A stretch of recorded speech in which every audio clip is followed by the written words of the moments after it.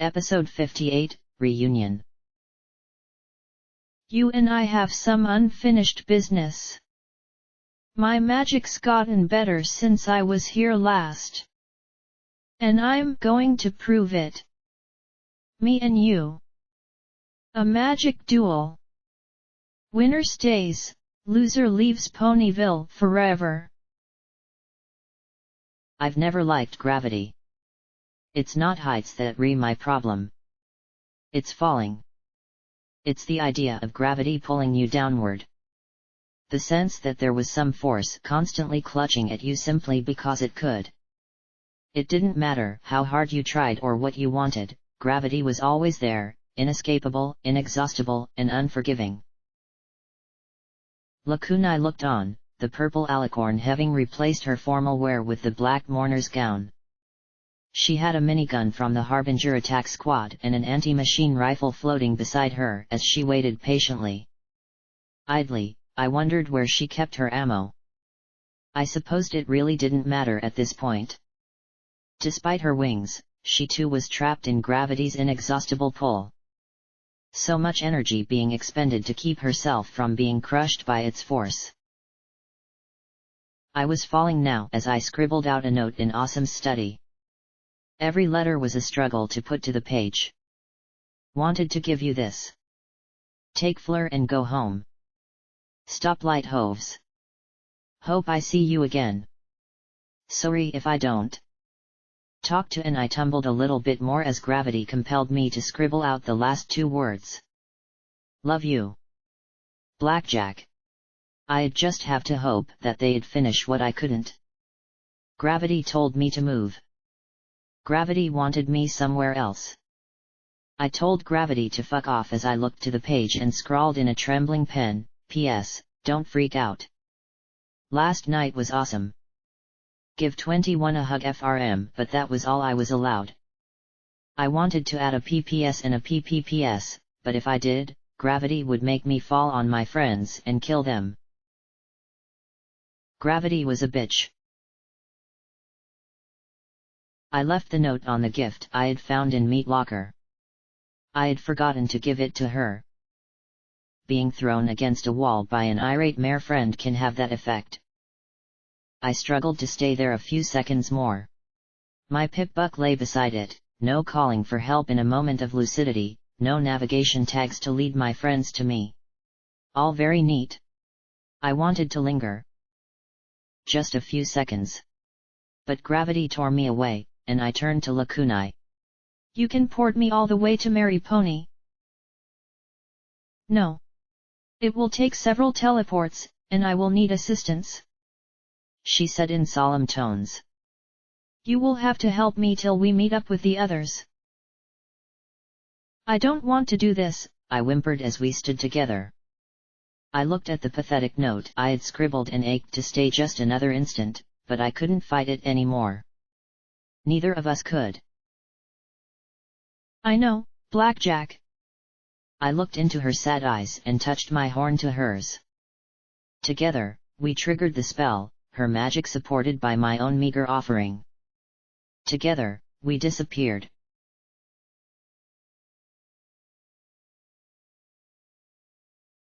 Our arrival at Miramare felt like I had slammed through a solid wall.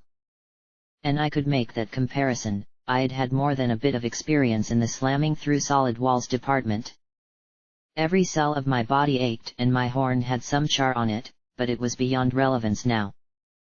The spell would be cast again. And again. And again, for as long as it was necessary. Indeed, with Lakunai's guidance, teleportation almost seemed easy. Go get it, Lakunai told me as she trotted out to the crater to soak up her rads for the next leg of our trip. I nodded, knowing exactly what she meant. The goddess pulled at my every thought, dragging me down into the mass that was unity. Oh, she wasn't going to consume me fully just yet. She wanted a trump card. Already, I had to think of ways to kill Little Pip and her friends. If it was just Little Pip, I'd have to take her out from outside the range of her EFS. I did not want to fight her up close where she could drop a boxcar on me. How such a little mare had such terrifying telekinesis was beyond me. If I did have to fight up close, I'd need the shotgun with flechettes. She wore light armor. If I was lucky, I could take her out quickly. Maybe blind her? She wouldn't be very good with her super telekinesis if she couldn't see, and EFS and SATs don't do you any good if you don't have eyes to sparkle at. Oh dear Luna, did I just think that? If her friends got involved. I absorbed everything the goddess knew of Little Pip and her friends. Calamity would die first. Headshot, long range. I couldn't worry about him and Little Pip at the same time. Velvet Remedy would die next, she'd likely linger over his body. That'd eliminate healing and really distract Little Pip. No matter how she denied it, there were still warm and sexy feelings associated with Velvet in her subconscious. Kill her friends and hurt her too badly to come at me thinking straight. Steel hooves would be risky. Oh, not killing him. Steel Ranger armor was tough, but all I had to do was teleport onto his back and cut his head off with the Star Metal sword. No, the problem was that would put me in range of Little Pip and Zenith. Ultimately, magic bullets to the head would be my best bet for Little Pip. Zenith would probably kill me, but the goddess would be saved from whatever plot Little Pip hatched. I just needed one little thing. I walked into Miramare's admin building. I didn't need EFS to spot the squatters who had moved in. A dozen or so emaciated ponies and 3 tough, scarred, and all-around battle-hardened griffins immediately roused themselves as I entered. From their leather gear and service rifles, I doubted they would be any kind of trouble to me. Hey! This is our place. Get! One griffin female shouted as she rose. Then she took in just what she was talking to as my eyes locked onto hers. Buy the first egg. Who the fuck are you? No pony you want to fuck with tonight, I answered. The force of the goddess was pushing me to end the 3, there was no future for the griffins, zebras, or dragons. Their extinction was unfortunate but inevitable. I thought back that they might be protecting the ponies, some contract arranged. The pressure eased. She's with Red Eye. She's a cyber pony, just like him. One of the Earth pony mares shouted in a panic. She's come to take us back to the pits. Kill her, Lioness. Please. I'm not here for any of you. I'm not with Red Eye. In fact, I'll probably be killing him soon. I could feel a whole hit list of people the goddess wanted dead. I'd be more than her lacunae, I'd be her personal hit pony. Her executioner. The thought made me clench my teeth and try to think of a way to escape her pull. All I accomplished was a headache as my legs resumed movement through the admin building. If you're not after us, we got no argument with you, Lioness replied, the young tawny griffin looking at the other 2. From the looks they all exchanged, it was clear that this wasn't a fight any of them wanted. That might save their lives. If you're here for salvage, we picked it all clean and stashed it, so there's nothing for you here. Funny. I thought I picked it clean when I swept through here. I replied as I walked past towards the barracks. The 3 followed. I had to obey that force, but that didn't mean I couldn't chat in the meantime. You all new to the hoof. The ponies came from Philadelphia. Met up with them near Ponyville a couple weeks back. Heard Hoofington wasn't controlled by Red Eye anymore, so we agreed to escort them in exchange for any ammo or weapons we came across. She said, keeping her voice calm as we trotted into the locker room. So? Are there a lot of you around here? Some free advice. Go northeast. Look for a place called Megamart. Premier Traders. They'll buy anything you folks find. Don't go southeast. You'll run into a place called Flank. Used to be a community, now just a lot of killers. Be very careful who you fuck with. I said as I trotted to the terminal and selected Sam's locker. I typed in the password. Unforgiven. The locker popped open with a heavy clunk, and I lifted out the large matte black metal case and the black riot armor she had worn before. I felt the wave of shame from my friend, along with the memory of her placing these objects within when she first returned to Hoofington in exile. Testaments of the bloody legacy she had carved through pony kind. Popping its catches, I opened the case and looked at the disassembled pennants in its padding. Dozens of tiny scratches on the polymer butt hinted at its bloody legacy. "Forgive me, Luna," I murmured, despite myself. It still smelled of gun oil. It was a gun of beauty, awesome in its design and terrible in its purpose. The three griffins looked at me, and one of them suddenly grinned covetously. "Scramble me, that fucking shit is my..." Her hand reached for her holster. I obliterated her head in a spray of blood, bone, and brains with a magic bullet. "Oh she!" screamed the second, trying to bring her guns to bear behind me. One apple buck with two metal hooves, and she made a sound like plywood snapping as she was embedded in the flimsy lockers behind me. Lioness I fixed with two glowing pinpricks right in her eyes. The tawny griffin shook as she stared back, filling the room with a salty smell as she wet herself. Only the fact that she might keep the ponies safe till they could be transformed saved her. I closed the gun case and took the riot armor. Grace's alteration spell was fresh in my mind. I couldn't have cast it myself, but I was connected to the analytic genius of Mosaic and Gestalt.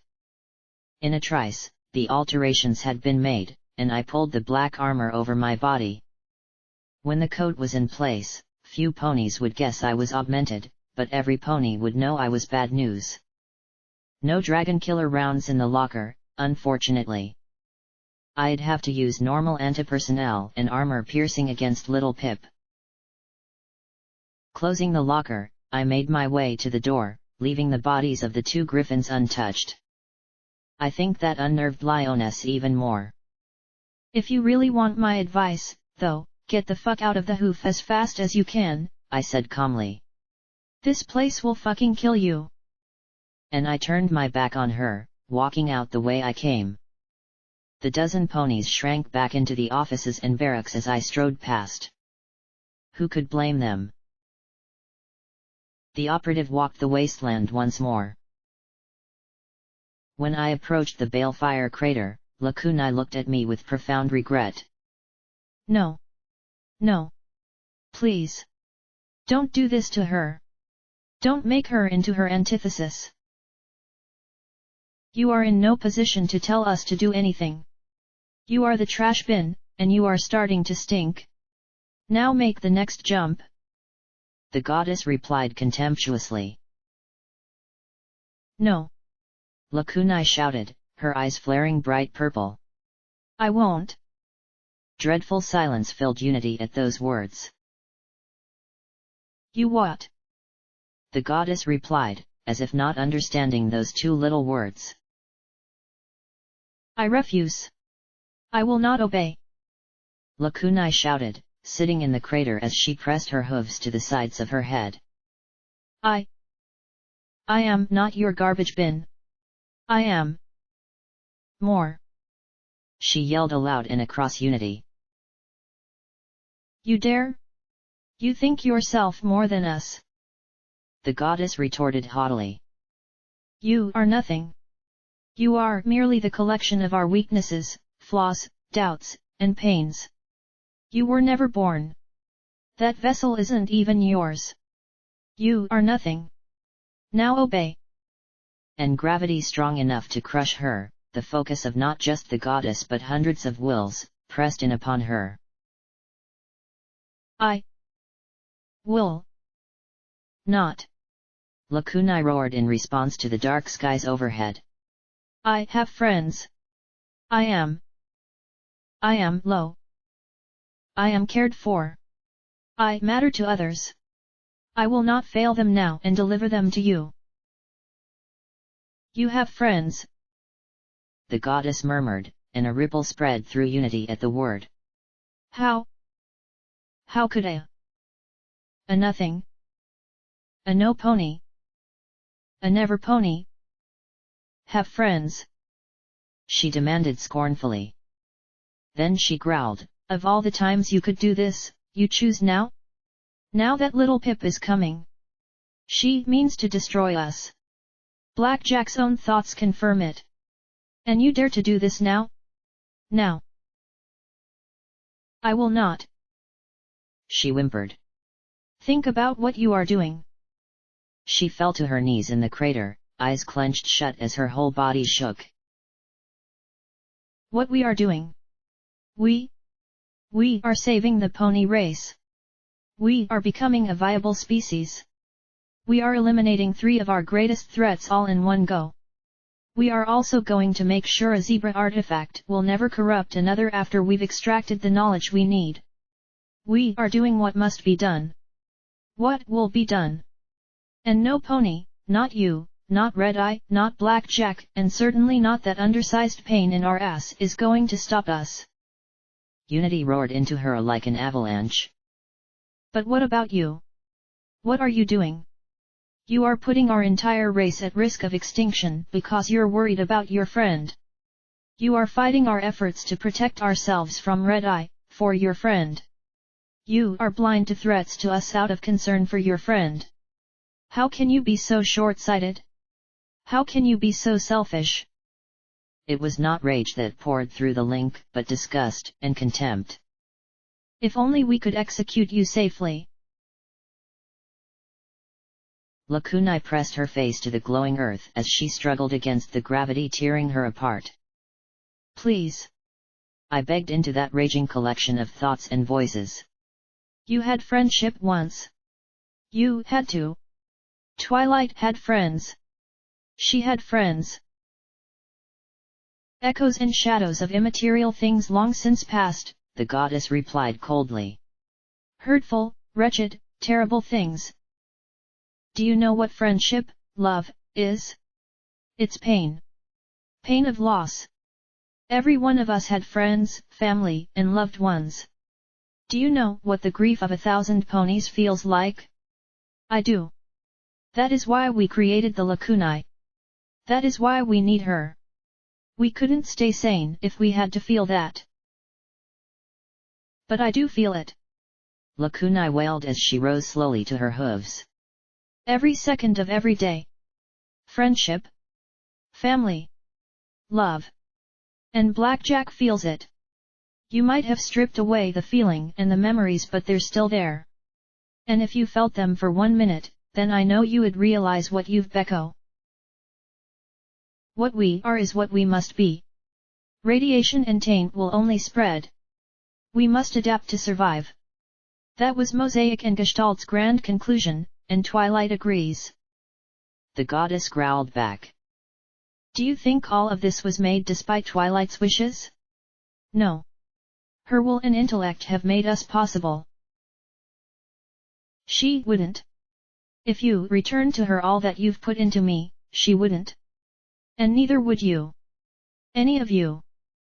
Lakunai wept as she turned about, as if appealing to a massive invisible audience. Take it back. Before you do this. Take all of what you've put in me back. Then see what conclusions you reach. There is neither time nor a point to such an exercise, the goddess said gravely. We stripped away those thoughts and feelings decades ago. Only our children matter now, and you will stop behaving so immaturely and do as you are told. Lakunai swayed to and fro, staggering in circles. Finally, her eyes came to rest on mine. Tears poured down her cheeks as she whimpered, I'm sorry, Blackjack. I wanted to do better too. You did, I murmured as bent my head, as the goddess wanted. Gravity always won in the end. I could see our destination clearly, there were fundamentals of teleportation being dumped into my head to aid in the trip. I tried to project back my own memories and the feelings I had gotten from Twilight, but they went no further than Lakunai. The goddess didn't want to feel, didn't want to remember the past. Our weeping eyes met as we touched our horns. Together, we channeled the spell and disappeared for our next destination, outside the hoof entirely. We reappeared on the tracks southwest of the city. This time I didn't land on my face, since Lakunai's own radiation-empowered body provided most of the energy. This was the first time I had been out of the hoof while connected to Unity, and the difference was startling. Before, I had only been aware of Lakunai and the omnipresent screaming note. Now, that scream was just a barely perceptible wail on the horizon, and in the clarity I could hear the individual whispers of dozens, even hundreds of minds. I knew them, and they knew me, and yet something was wrong. Okay, maybe I didn't have much of a right to judge the state of telepathic mass minds, but as I felt all those different intellects, there were so many and so little. Like the two greens flying towards us. I knew that one had been an opportunistic scavenger who had stumbled upon Mary Pony a century and a half ago. Yet, he didn't even know his own name. He didn't want to know. He didn't even care. And his companion had grown up in a settlement. But that was all she knew. There were no faces of a mother and father. No games played, or friends.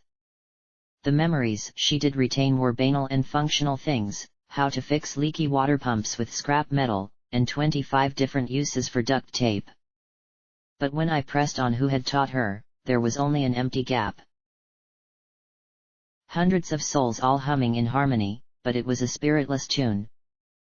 All the more heartbreaking for what it could have been. Had they been bound in friendship, tapping into that elusive and powerful magic that transcended definition, the goddess would have been a goddess in reality. But now that I could see Unity directly, I saw how pitiful they were. Even if they were monstrous, they were still so very sad and small compared to their potential. And as soon as I was dipped, I would be just like them. Oh, there'd be an alicorn called Oubliette or some other oddly fitting name that had once been Blackjack's body. Maybe she'd still have her augmentations.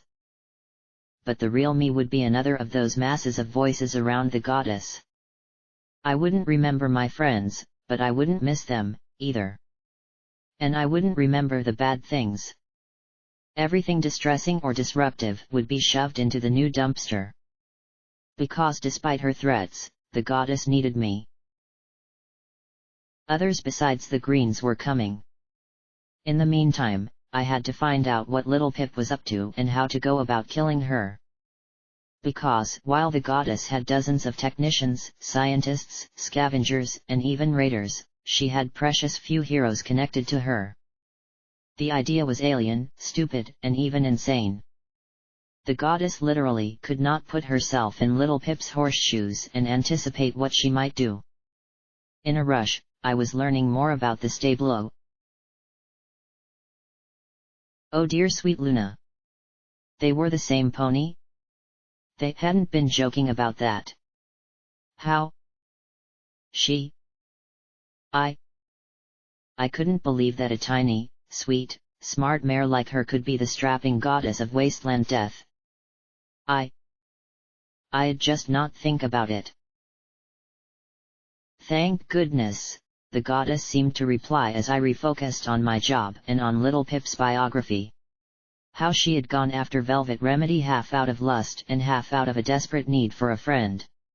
How she had met Calamity. How she had dealt with the crushing realization that she and Velvet would never be, and how she had met Homage. And oh, the things she had done with Homage. Really. It made me wish I remembered the events of a few hours ago a lot more clearly. The goddess had my meager memories, as well. The thing we did together at Red Eye's camp. Of course, I had been half drunk the whole time and had no clue what Little Pip had actually gone there for, just that she had done it. She had needed what? Information? It was no secret that Red Eye was trying to duplicate the events that created the goddess, but hadn't succeeded. Maybe he had discovered a weakness and Little Pip had asked him about it. Or maybe she had needed something from him. His balefire bomb? Could little Pip actually talk him into surrendering it? Doubtful. Red Eye wasn't a hero. He'd never trust little Pip. If he did give her something, it'd likely be a fake. How about help? An army? He had the soldiers to spare, but would they matter? Something from his stable? Some kind of tech that could be used against the goddess? What is she going to do? Came the constant pressing question from Unity. I don't know. I'm not a smart pony. You should have taken P21 and Glory. I countered, but I was already imagining it. Little Pip was smart.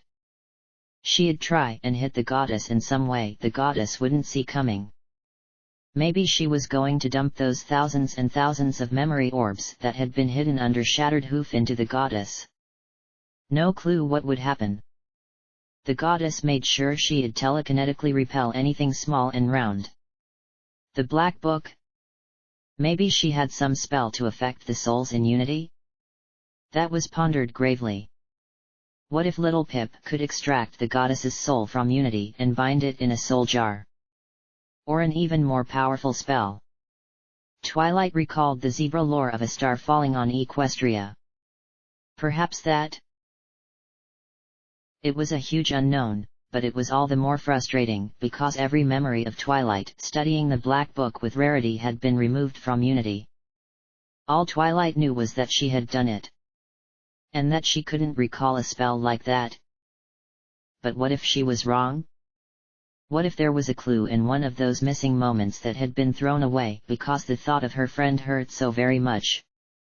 Unity couldn't bear those emotions, so said the goddess. But I wasn't just in Unity, was I? I was connected to Lacunae. I could dig through the trash and try and see for myself.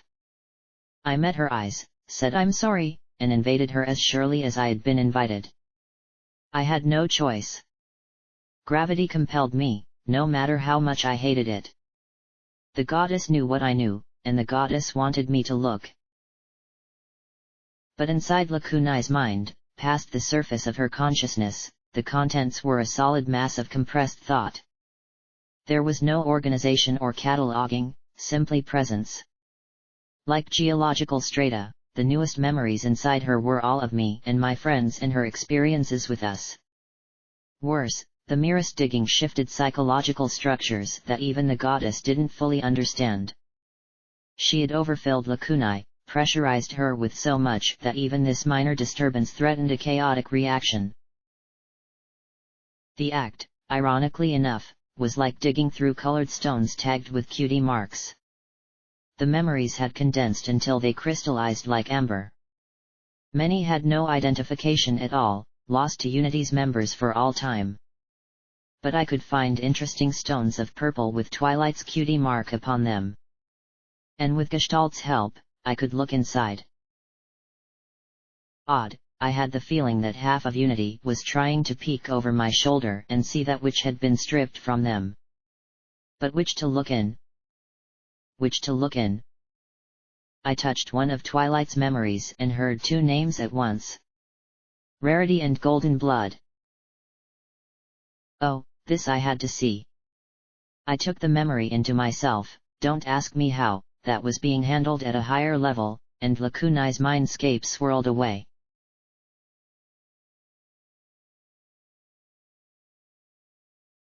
I found myself in a sumptuous hallway approaching a door emblazoned with 3 rhomboid, blue gems. No further title was needed.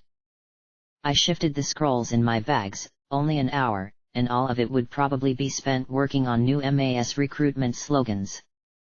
Then it would be time to go back to Manhattan and finish a report for the princess. Time. There just wasn't enough of it. Not enough time with Spike. Not enough time with my friends.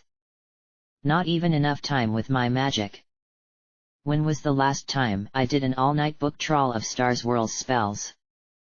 Or even just read a book because I wanted to read it?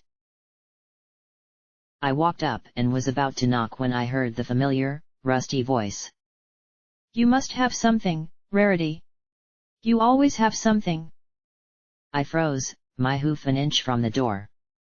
Eavesdropping was horribly rude, but this was Golden Blood. He was up to something. He should have had an oil slick for a cutie mark.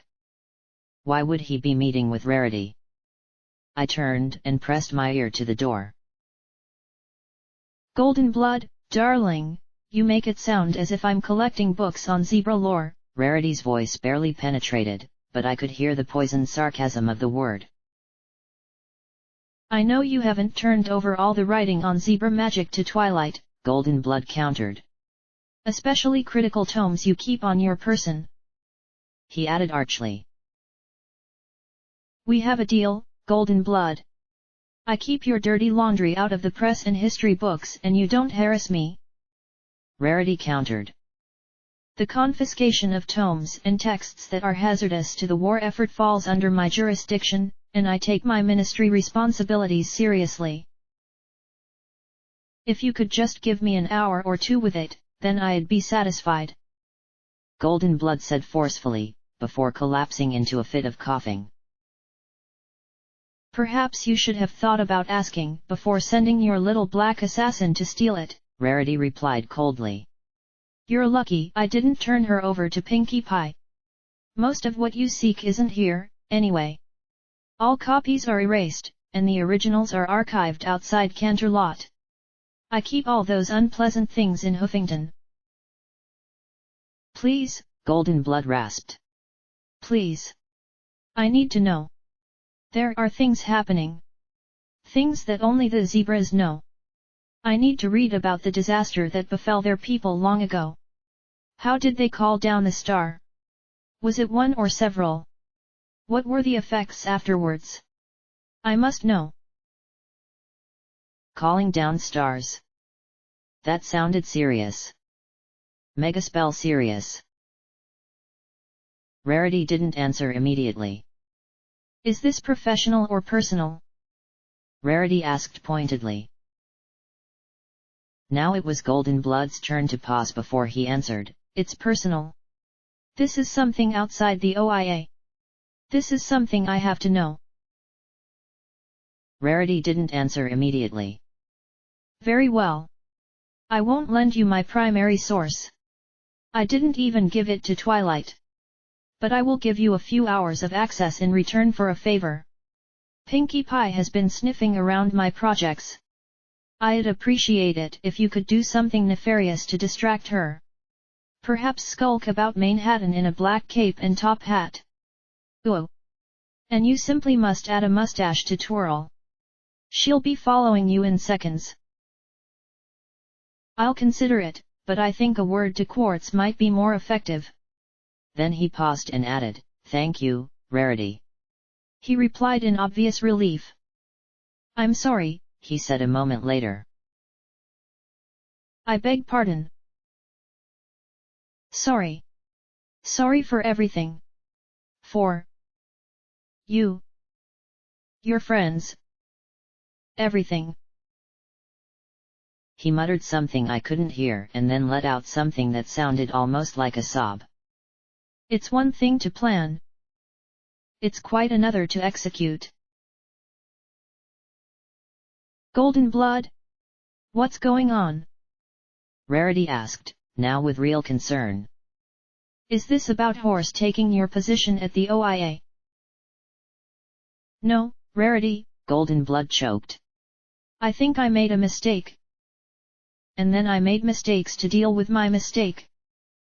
And now, Rarity, I think something's gone horribly wrong and I don't know how to fix it.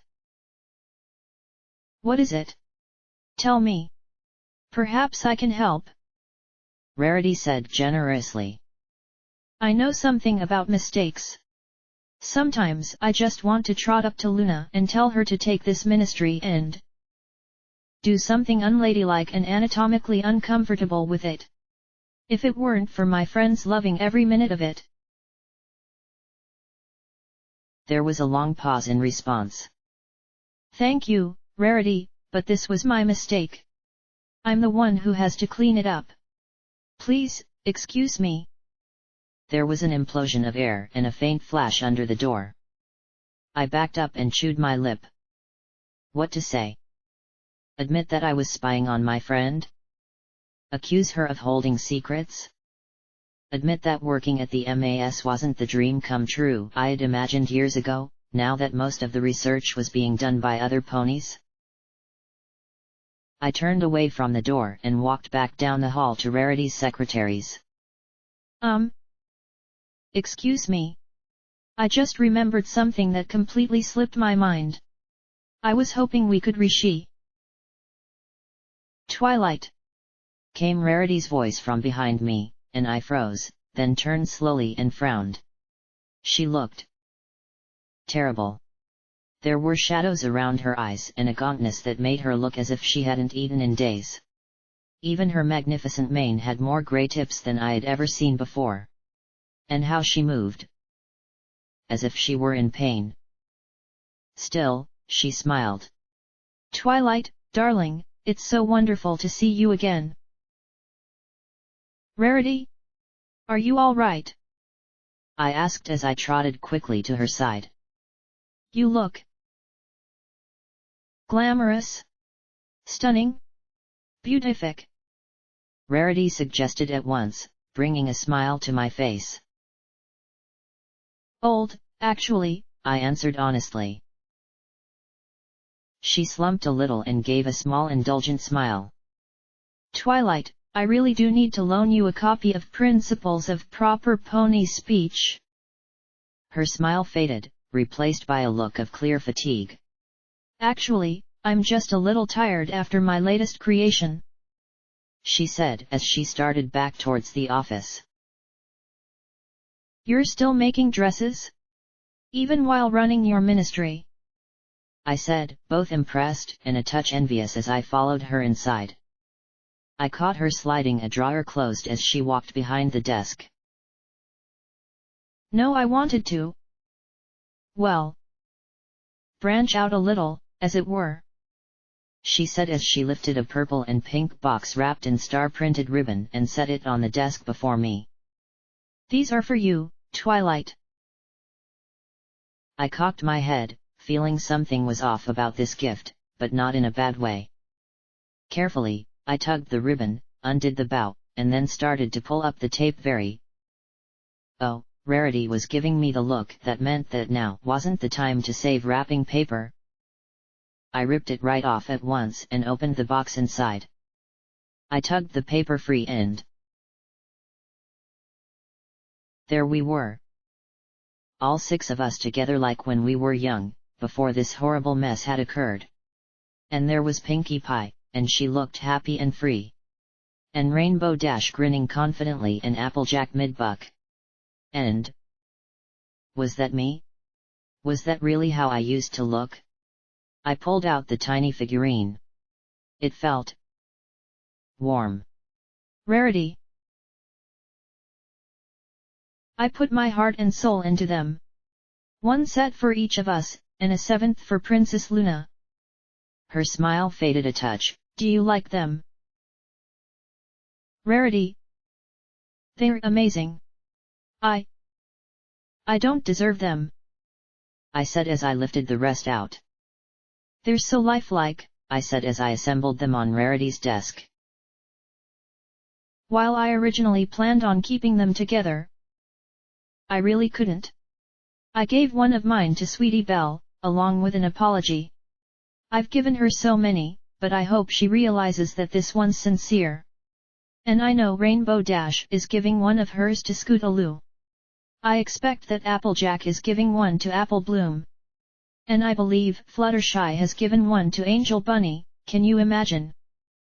She smiled and lifted a tiny Applejack with her magic. Well, at least she doesn't have to worry about them breaking. And she thumped it solidly against the table. For an instant I moved to stop her, but she was right. The figurine was unharmed. I lifted the tiny replica of myself. I could give it to Spike.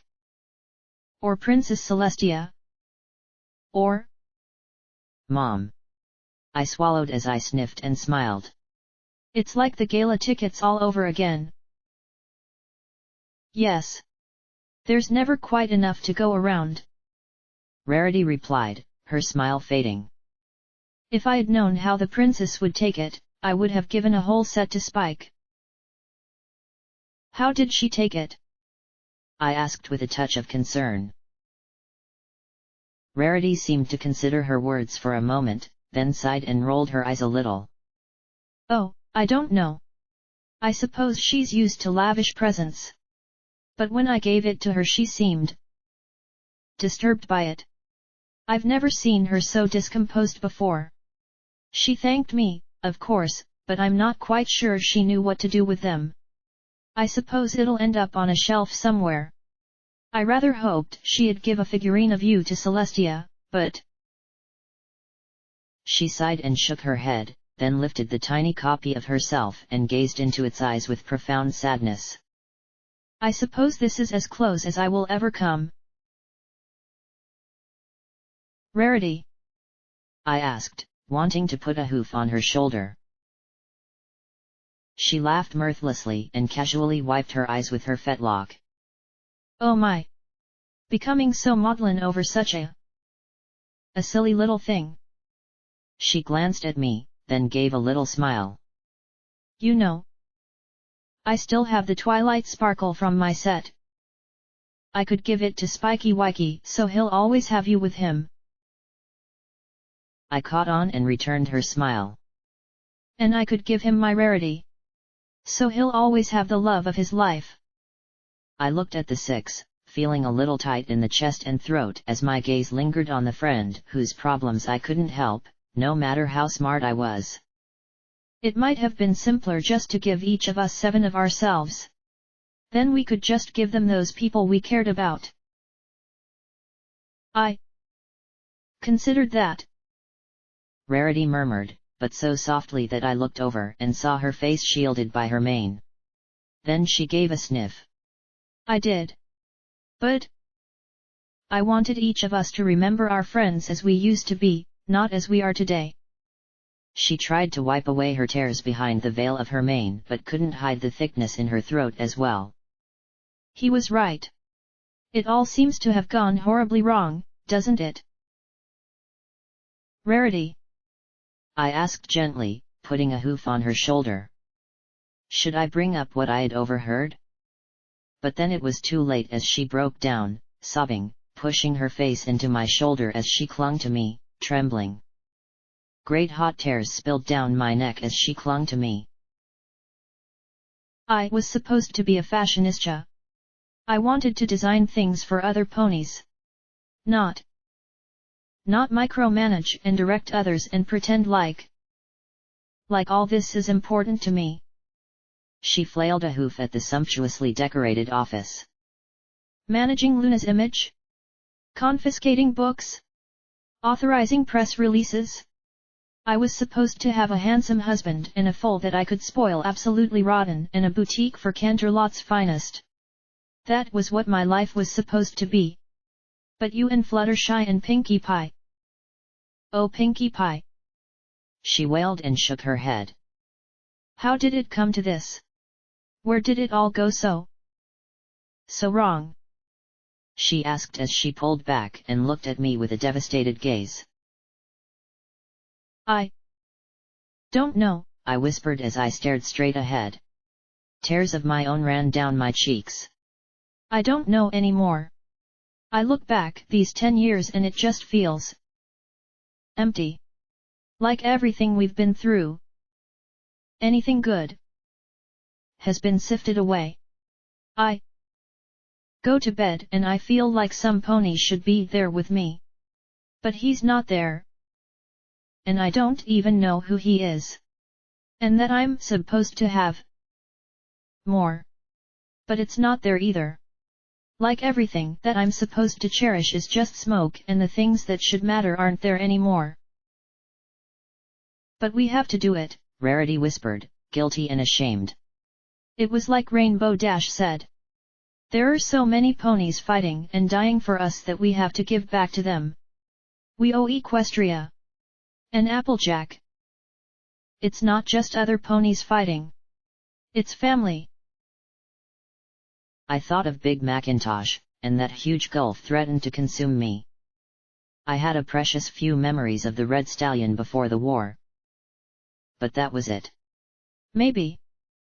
I answered, drying my tears in her mane. But that was 10 years ago.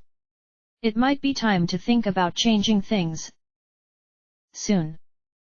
Once the IMP was finished, I could step aside. Let Mosaic and Gestalt run the ministry. Or Luna could pick some pony else. I was tired. Tired of the stress and the pressure and the meaningless sacrifice. There were just a few loose ends to wrap up. Like meeting the candidate for the IMP test tomorrow.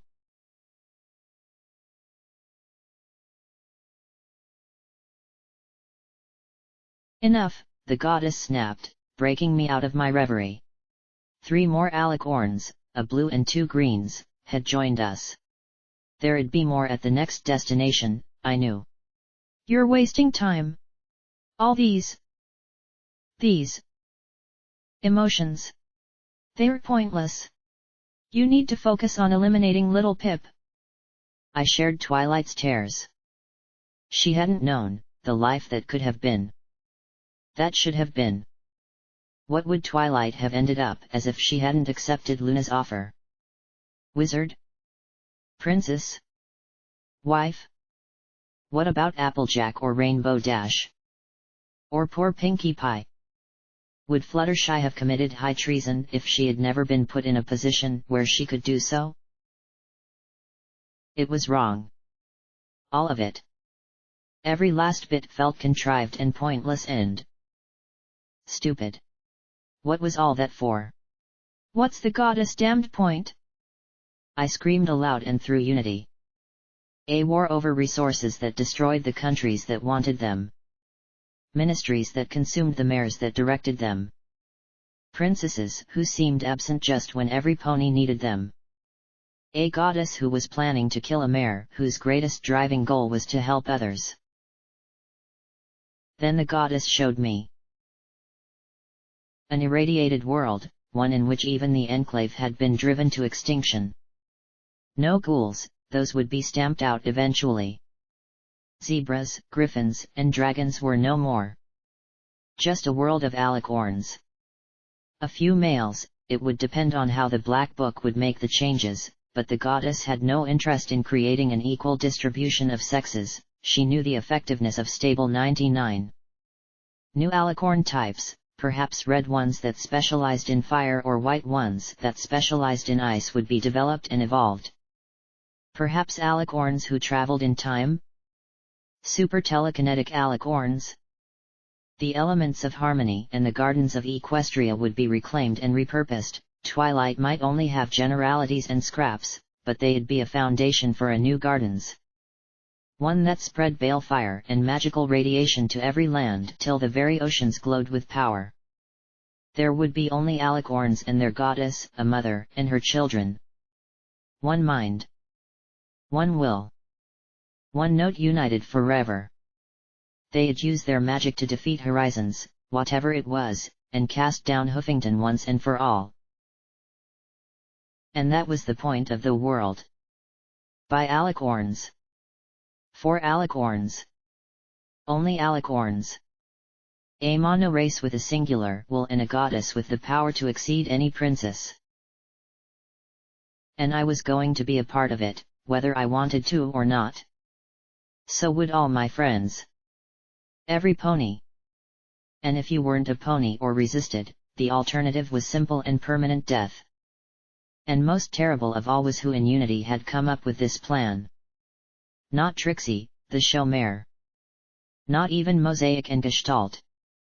This was Twilight Sparkle's plan. A Twilight stripped of compassion and concern and ethics.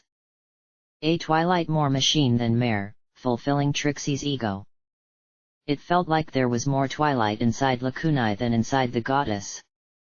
Almost. Twilight was a part of that monster.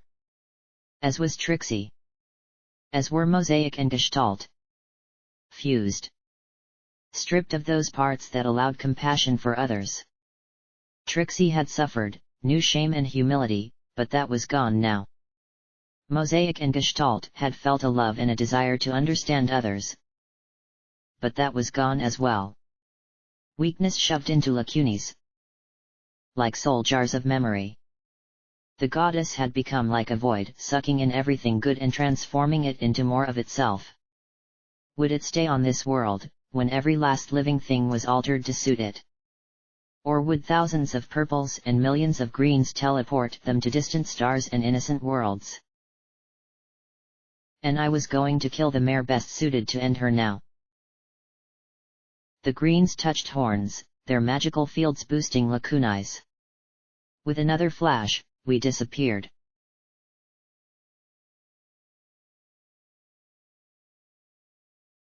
There were a half-dozen more alicorns at our destination. An old train switchyard, in the distance, was some large structure with hundreds of mirrors. Aside from some gutted concrete storage buildings and some rusted train cars, there was nothing of interest here. Little Pip had entered the crater, I had to hurry. There was no more time for delays. There were no signs of her friends, both they and Red Eye had pulled back. Did Red Eye know what was going on? Her spies hadn't learned it. If so, it meant only Red Eye himself knew. Little Pip and Red Eye in collusion. The possibilities made gravity crush in on me as a green brought a Pip-Buck from Philadelphia and began to wire it into the hole in my leg. She had once been a father and a stable technician, beyond that, she didn't matter. Anything that made her matter had been shoved into lacunae. Think. What is she going to do? What might she do? The goddess demanded. I don't know. She's smarter than me. I shouted back as my head felt like it was being pressed between two crushing hooves. You have endured and faced ridiculous odds. How would you kill me? The goddess pressed. Me. I laughed madly aloud and into the link. Oh, let me count the ways. Hijack a raptor and crash it into Mary Pony with all guns blazing? Work out a deal with the Enclave to give them Shadow Bolt Tower in return for killing you? Fill your head with horribly catchy pre-war pop songs that would drive any pony crazy? Oh. There's an overcharged mega spell in Hoofington. I'd totally use that. Oh. Better than that. I'd warn the hellhounds and tell them to clear out in return for planting it right under your goopy blue ass. And don't get me started on all the ways she might kill you. Maybe she's gotten gardens to work and she plans on neutralizing Mary Pony's taint. Or maybe Velvet Remedy has that spell, seems like it'd be right up her alley. Or the Black Book. Maybe it's given her some kind of superpowered soul spell. Or Spike might make an appearance just to kick your ass. An army of Steel Rangers. Zebra Death Commandos. The possibilities are endless. I laughed wildly, madness being the only escape I could see open for me. Enough. She has none of those things. The goddess countered. Oh, but you don't know, do you? I retorted at once as the green finished connecting the Pip-Buck to my systems. I was forced to chow down on some gems, but that didn't silence my mind. You know she planned to remove those memories of me. But you don't know. You can't even imagine what she might have up her Pip-Buck sleeve. New possibilities of deicide bloomed in my mind as the goddess imparted all she knew about Little Pip. Maybe she found some severed greens in Canterlot, and they're going to help her lift the whole Mary Pony building and shove it into the sinkhole. You don't know. I swallowed and laughed even louder. And what's so pathetic is that you brought me, the stupidest damn pony in the wasteland, to help. How dumb does that make? Why? Enough. The goddess yelled as I collapsed and started to convulse. You are quite right. I don't need your intellect or morals. I just need you to kill one mare. You don't need anything besides that. And I screamed as I felt gravity tear a piece of me away. A place. Where had I come from? I was Blackjack, and my mom. Who? No. Please. Lakunai screamed as she turned from one stoic alicorn to the next. Stop it. Things seemed to be falling away from me. A place with a filly who filled me with dread. What was her name? A boat where I felt horrible pain. But why? A stallion I wanted to kill. But I couldn't recall the reason. Don't do this to her. The strange purple alicorn shouted. I should be doing something. Following something with my friends. Scotch tape? And who was she? And there had been another. I could see them for an instant, a blue stallion and a grey Pegasus. They were frustrated with me. Amused by me. I loved them. I loved who? An echo whispered in my mind. It fucking sucks not to remember. Yes. Yes, it did. Then that went away too. Stop it. The aberrant alicorn screamed as she lifted the two guns. Crude weapons, inelegant. I won't let you do this to her. She dared to turn against us? To fight us? To betray her own? The motors began to whir on the minigun as the anti-machine rifle loaded a round into the chamber. Madness, I said, calmly. Gravity directed, universal and inescapable. Do not kill. Disable. I brought up sats and cued 4 magical bullets, boosted by 4 greens. Limbs and wings, she would survive that. 81% probability. I activated the spell, the bullets blasting with the ferocity of our unity at the aberrant. Why was I? Why didn't matter? Do. Unfortunately, the aberrant disappeared in a purple flash. We were working to bring the aberration into line. The recent additions had caused her to slip free. Where? I knew, but we could not react in the half-second of time we had.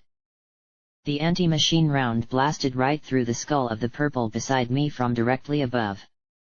Shields raised around all of us, except myself and the blues, as we looked up at the aberrant above us.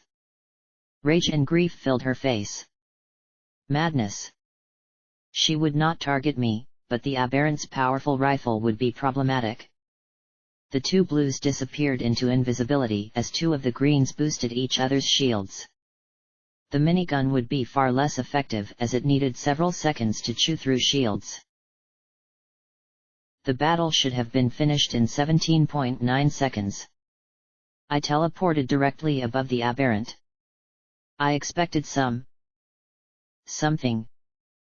As gravity dropped me upon her back, my mass penetrating her shield with only moderate discomfort. Silver sword emerged from its sheath. Severing her horn and wings would simplify things greatly. If horn amputation severed the aberrant from us, we might even be able to kill her cleanly and rid ourselves of her toxic emotions for good. Only she flipped upside down completely the instant I made contact. I tried to flap my wings, but I was aberrant as well. Heavy. I passed through the bottom of her shield with an electric crackle and slammed into the muddy ground. One of the free greens shot powerful silver arrows into the aberrant's body. The blues would move to ambush her.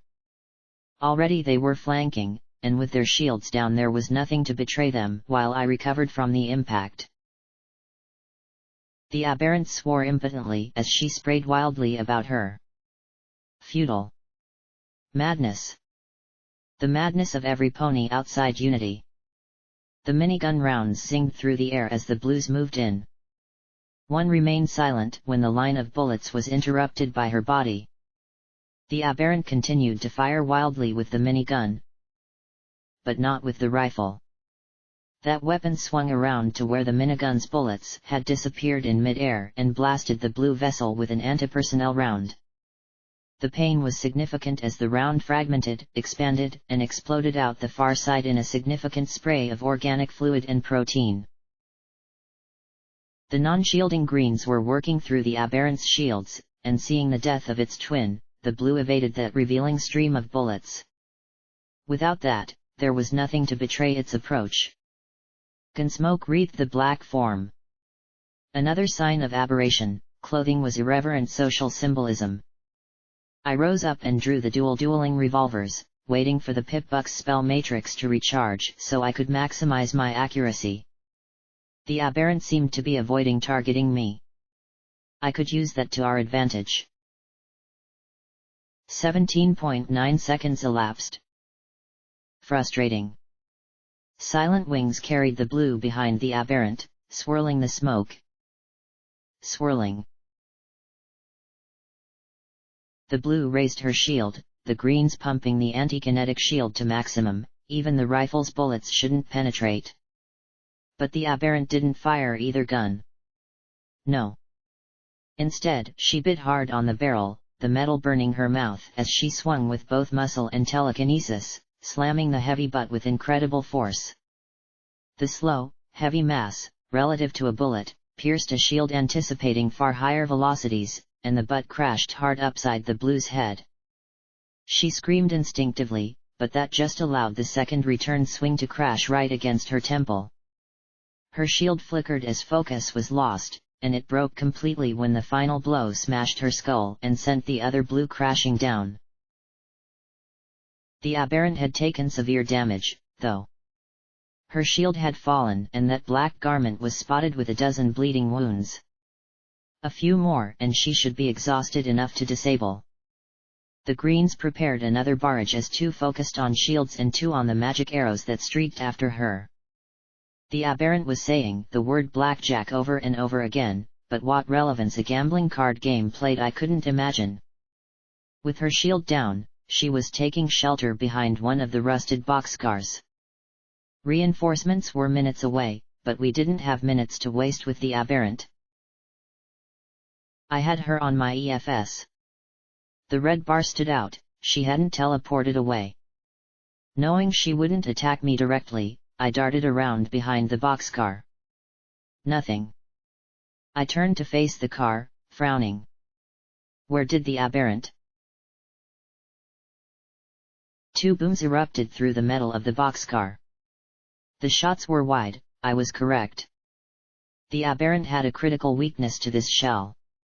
I jumped inside and rolled, but the aberrant seemed to anticipate me as she jumped back atop me. Stop it, Blackjack! Fight her! Fight! I didn't understand what she meant and I didn't care. I brought the sword around, not towards her but towards the anti-machine rifle that had been so devastating. The star metal edge cut through the weapon's barrel, rendering it useless. The greens moved to either side of the boxcar as I swung the weapon at her horn, but she parried with the ruined butt, twisting the weapon to prevent the edge from simply slicing through it as well. The black dress ripped off her purple body, perhaps a sign she was returning to the guidance of unity? No. The garment was thrown in my face, and even when the sword sliced it neatly in 2, her magic grabbed the tatters. With magical swiftness, she tied them tightly in place. Then she threw me into the face of 2 greens in the doorway. It was only for a moment, but the impact of my heavy metal body disrupted the focus of the pair. And I heard the spinning up of the minigun in that second.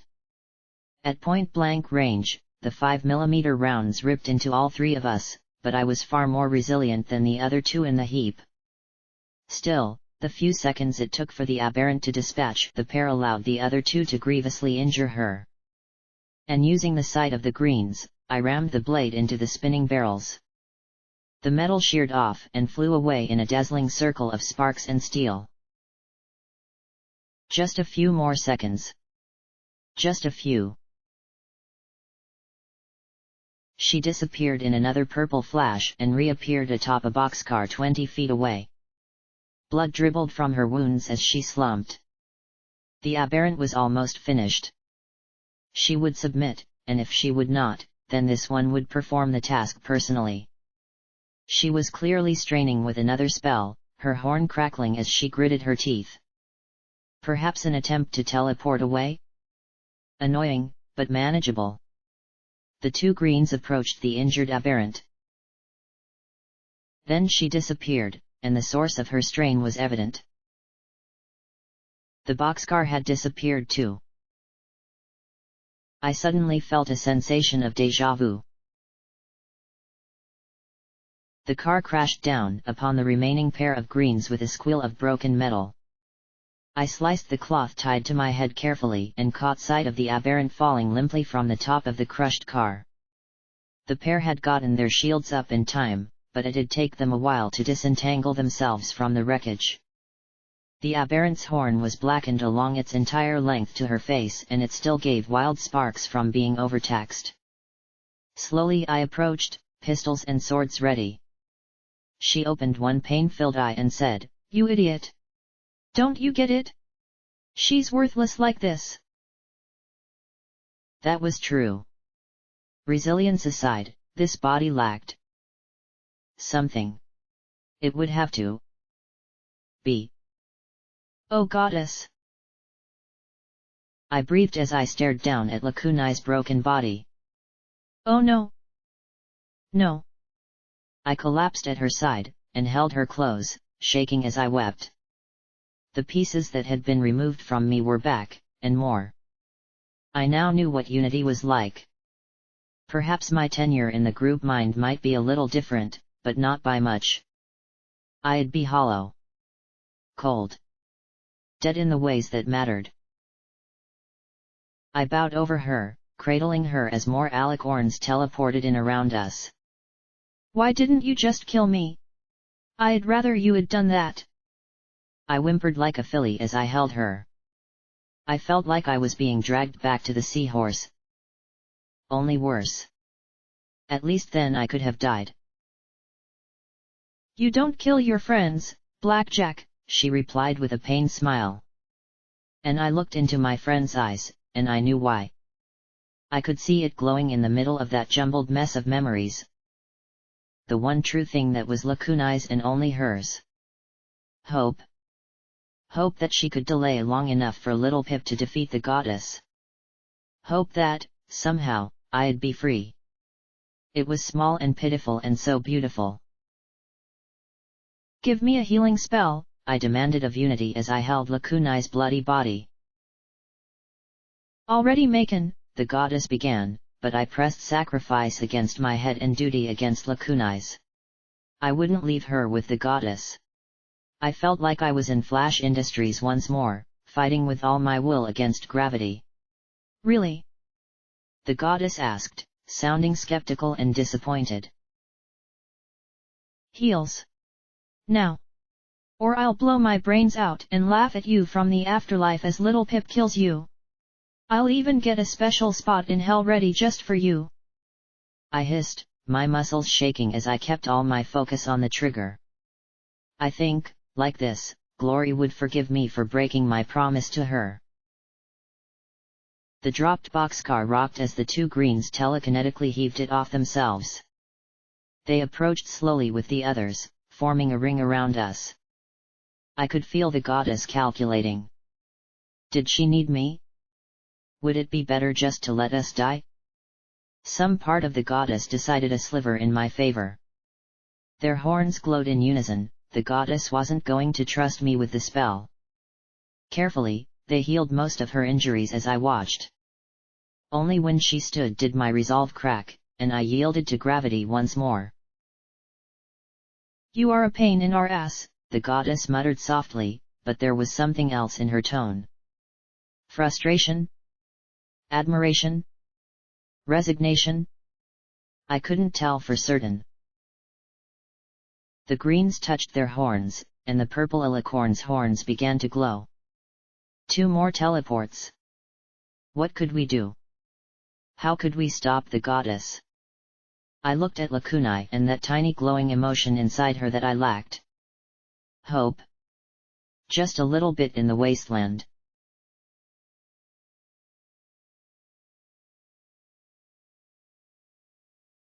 Lakunai's delay had bought Little Pip a few minutes. She had arrived already and was inside and approaching the goddess with the black book. There was no time left. The goddess was hesitant to probe Little Pip too deeply, and yet at the same time she was eager to strip away and discover all she could. Like a foal with a hearth-swarming Eve present, parts of her wanted to wait till the book was taken care of, but others wanted to devour every thought from her perilous enemy. Little Pip believed she was dooming all of the wasteland with this action. She was right. We had teleported to the lip of the crater. I'd take care of her from here. Under cover, I immediately unpacked penance and began the exacting assembly of the weapon. Even if I wanted to foul it somehow, I couldn't. Gravity wouldn't let me. Even after 2 centuries, the rifle fit together perfectly, one piece into another. It was a work of art, terrible and awesome all at once. I carefully slid the scope into position, then tightened the screws to exactly the right tension. And the icing on the cake? The small black container marked MAS/MWT/OIA.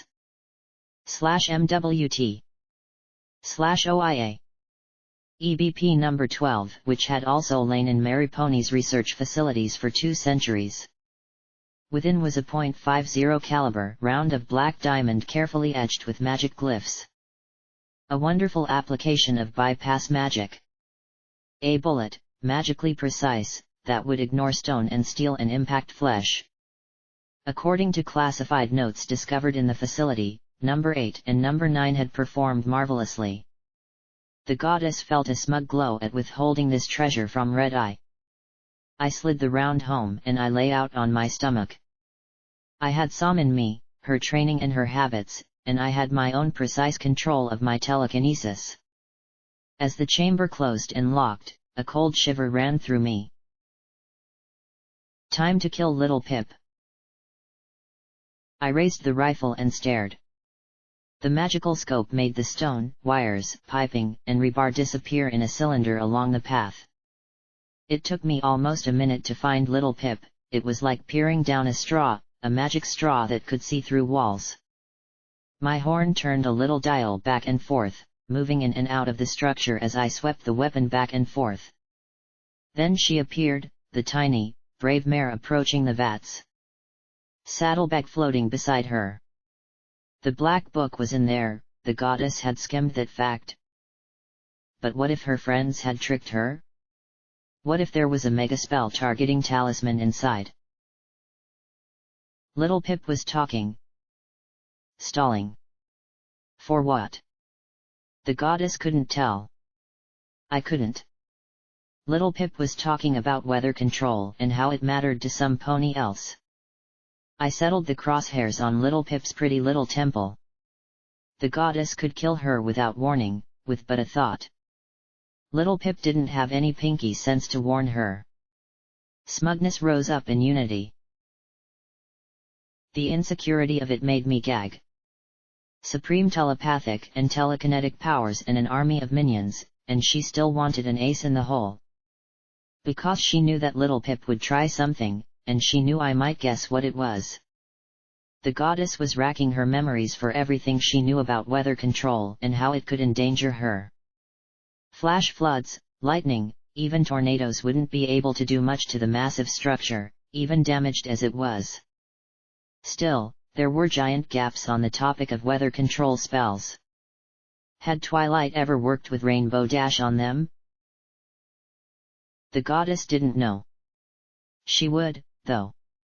Now that she had every pony under control and Little Pip hopeless and defeated, she luxuriated over her enemy. The power. The ability to do as she wished. She was the goddess. No pony had this power. She wanted the sensation to last a little longer. Little Pip was stalling. Waiting for her friends, no doubt. But I could see. And through me the goddess could see. that her friends had abandoned her. Calamity wasn't sneaking through the ducts. Steelhooves wasn't charging to the rescue. Little Pip thought something. I didn't hear it specifically so much and feel it. Names. But not just names. There was something more attached to it. Something personal. Like a familiar, nagging tune long forgotten. Yes. Your silly little plan against the goddess is hopeless. The goddess is not impressed. You? Wait. Who? A moment later, Little Pip thought them again. This wasn't a part of the plan. This was different. Unexpected. I was all set to turn the small unicorn's brains into red paint, but those 4 simple words. Trixie. Twilight. Mosaic. Gestalt. Of course, the goddess knew who they were, but to the goddess they were 4 flat entries akin to what one might feel reading a dictionary. The names from Little Pip rang with memory and thought and emotion. Music playing in a simple mental harmony.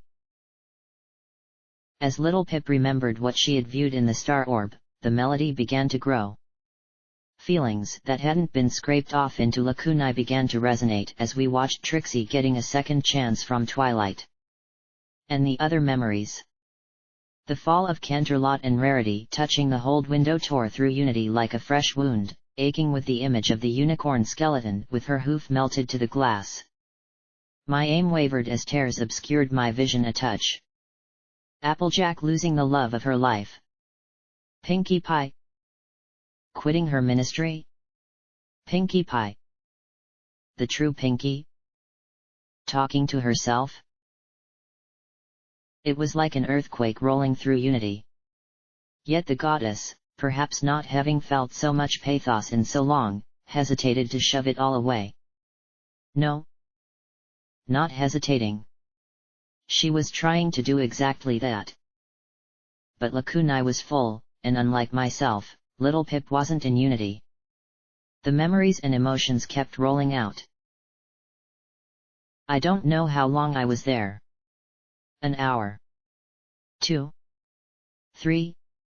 Even my horn gave out, and I just lay there, hoping this was the plan. Maybe Little Pip would get through to the goddess. Maybe. Just maybe. This was the plan. But as I lay there the clouds high above parted, and... No. It wasn't the clouds parting. It was the clouds descending.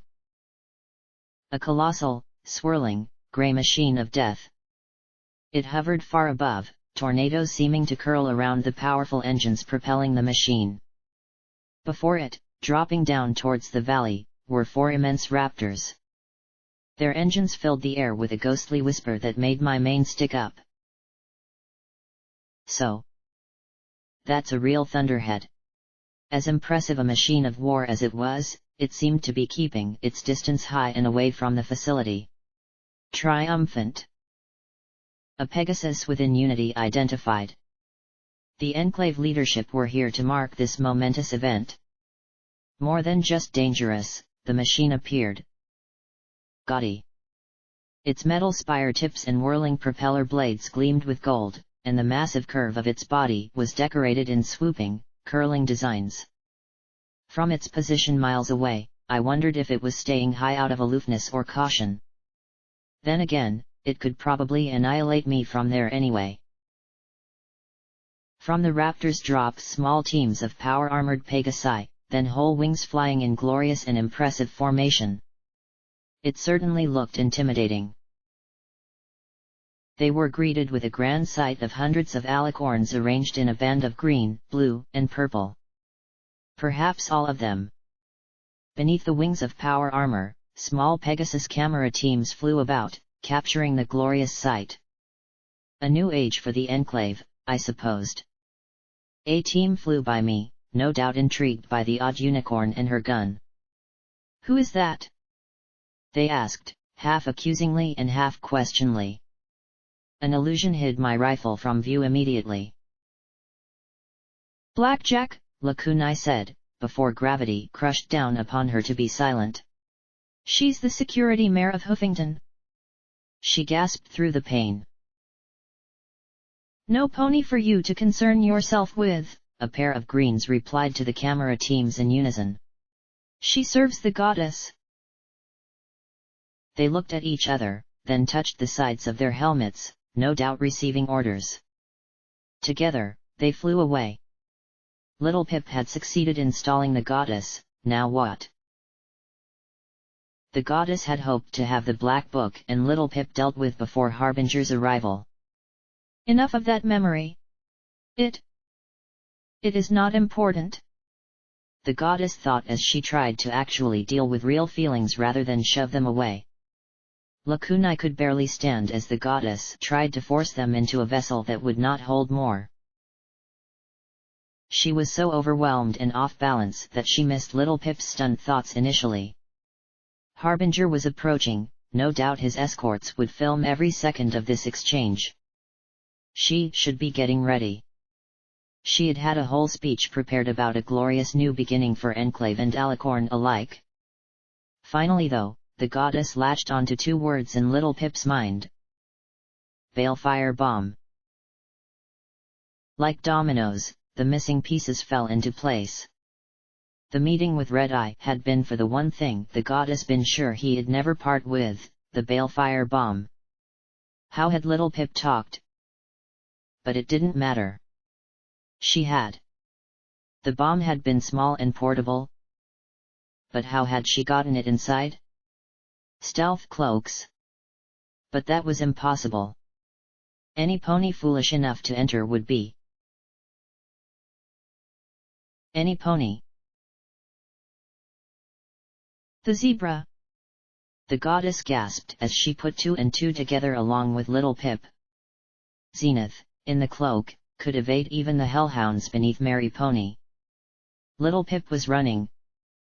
Harbinger was here and beginning to blather on about something the goddess could care nothing about. I returned the rifle's sight to Little Pip as she backed into Harbinger. I could kill her now, and good riddance. The goddess had to find that bomb. In a rainbow cloud, the ring of alicorns began to fly towards the building. No doubt dozens, perhaps hundreds would die to the hellhounds.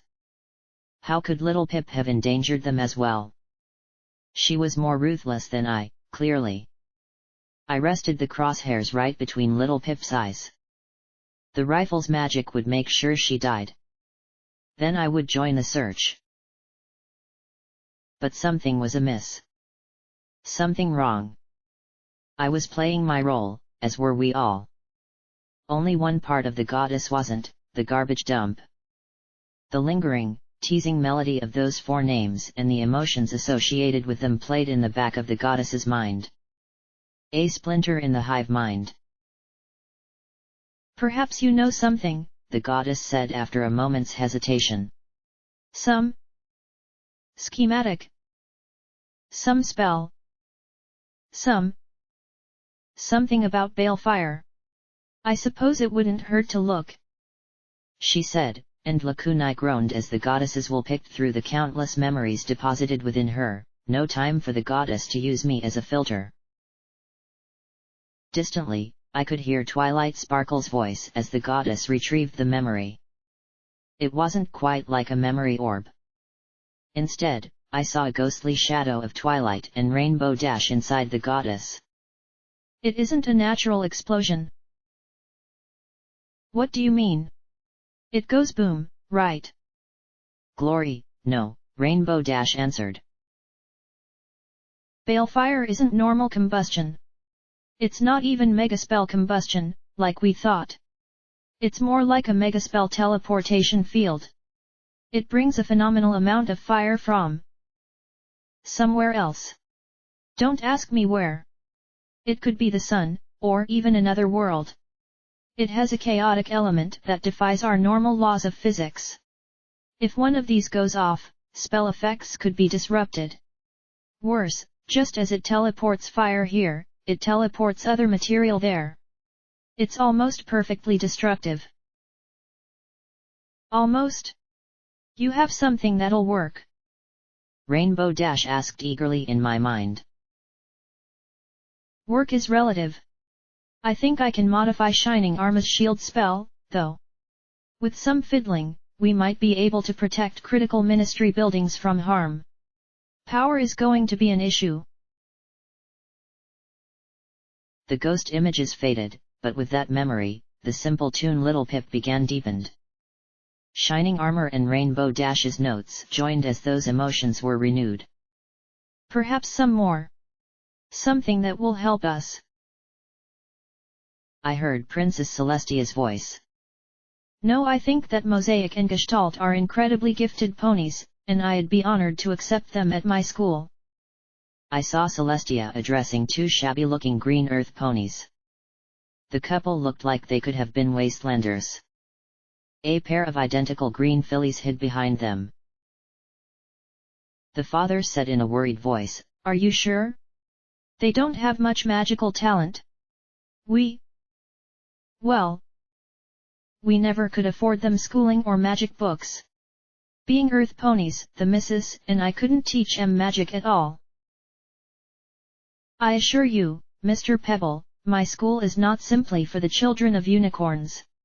I think that, with their talent, your children will excel at my school for gifted unicorns," Celestia said, and the twin notes of Mosaic and Gestalt thrummed with new life.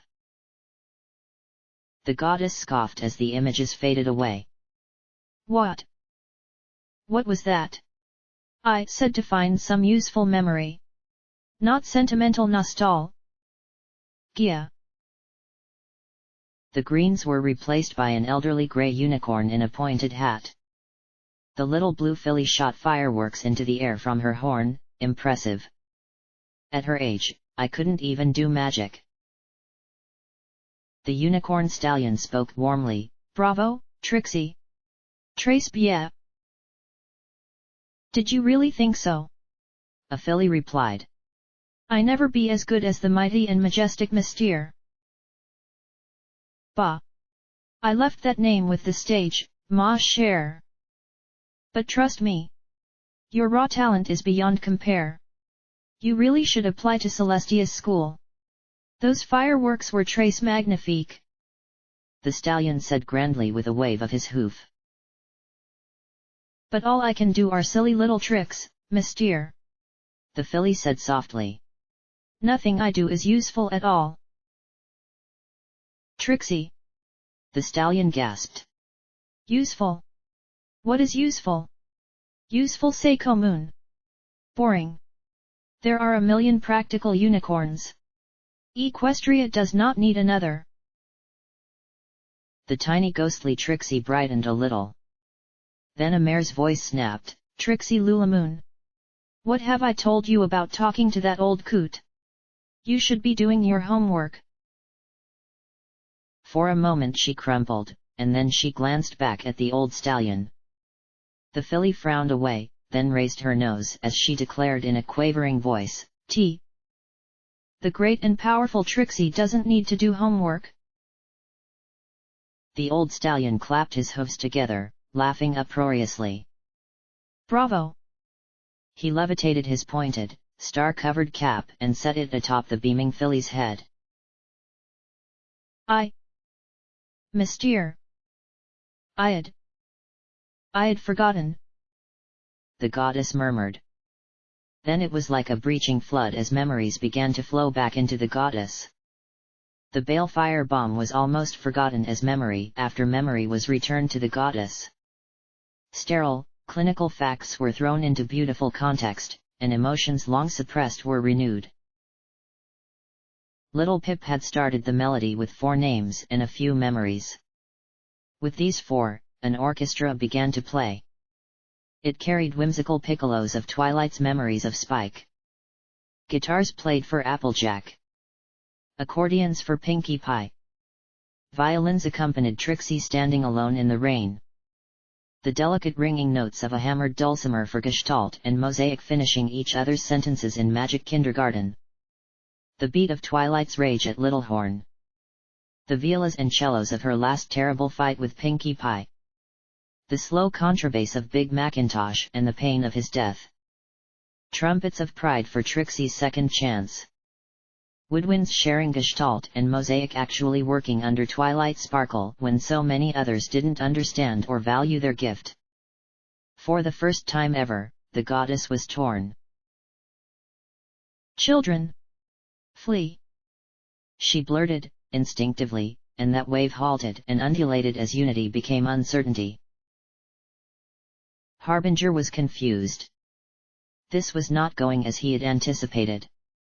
There is no need to flee. We mean you no harm. In fact, we've come to offer you an alliance between the Enclave and the goddess. Doubt, after all the seductive thoughts of putting Thunderhead and the surface in its place, was starting to creep into his thinking as he launched into a monologue about how they would team up against the bad surfacer Red Eye.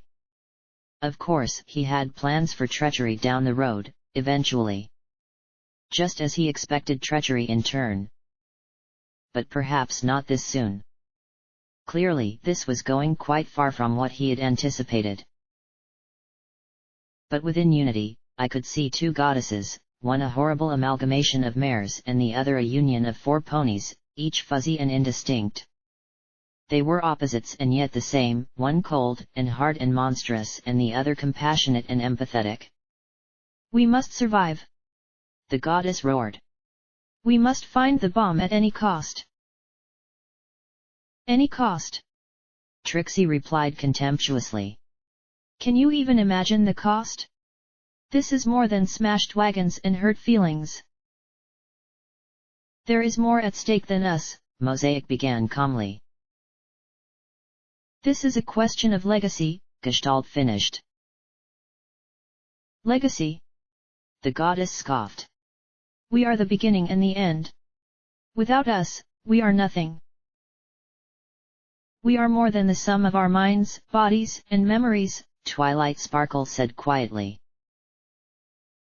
Together, Gestalt began.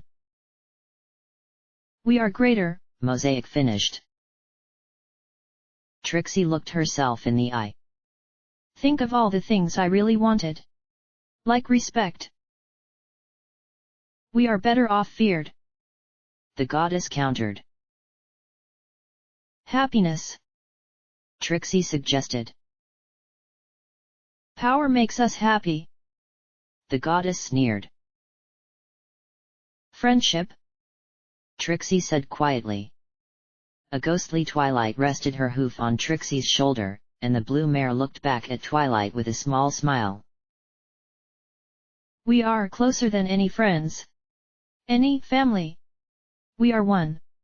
And when we have ripped the souls from that book and tossed them to oblivion, we will have power like we could never imagined. The goddess roared. Even now, I could feel those hundreds of alicorns returning. Little Pip had tossed the book into the mass of blue imp, and it was slowly sinking into the depths. Then she had sealed herself into a safe room. It didn't matter, already the gravity was pulling my aim back to the small mare. The shielding and spells in the safe room's walls made even the true Sightscope's image dance and waver, but I was still able to make out the ponies inside. I had to be patient. Perfect. I might not even have to kill her. She was furiously talking to the Enclave soldier she had trapped with her. Still, better to be safe than sorry. Harbinger, meanwhile, had stopped his grand speech. He scowled as he pressed an earbud with his wing. Ambrosia! Come in! Ambrosia! You won't be able to contact her inside that room now that the seal has activated, the goddess said as her image flickered erratically. She seemed to be struggling to maintain the illusion. Nor can the goddess's own children teleport in and extract that little wretch to rip all her thoughts out of her skull. Do not fear. The goddess will deal with her. He looked at her, wariness pricking through his thoughts like ice water. You're speaking differently now. What's going on? This isn't following the script. The goddess twitched again, and I could feel her straining. Unfortunately, that miserable little nag has interfered yet again. She has smuggled a bomb into this facility somewhere. The coldness of her words, so free of her grandiose showmanship, made me shiver. He feigned confidence. A bomb? Really? Is that all? Excuse me. A balefire bomb. Her image twitched again, and I saw the blue amalgamation of 4 for an instant before it disappeared again. He laughed. Then he looked at her, and his mirth turned to ashes as his schemes rotted on the vine. You're serious? A balefire bomb? Here. Yes. There is a balefire bomb in this facility. It will detonate in 31 minutes. The goddess replied coolly as she turned both eyes on him. Another flicker, and he saw what I did for an instant. A thing that should not be bartered with. It is likely in the tunnels beneath the building. You will use your formidable enclave assets to assist us.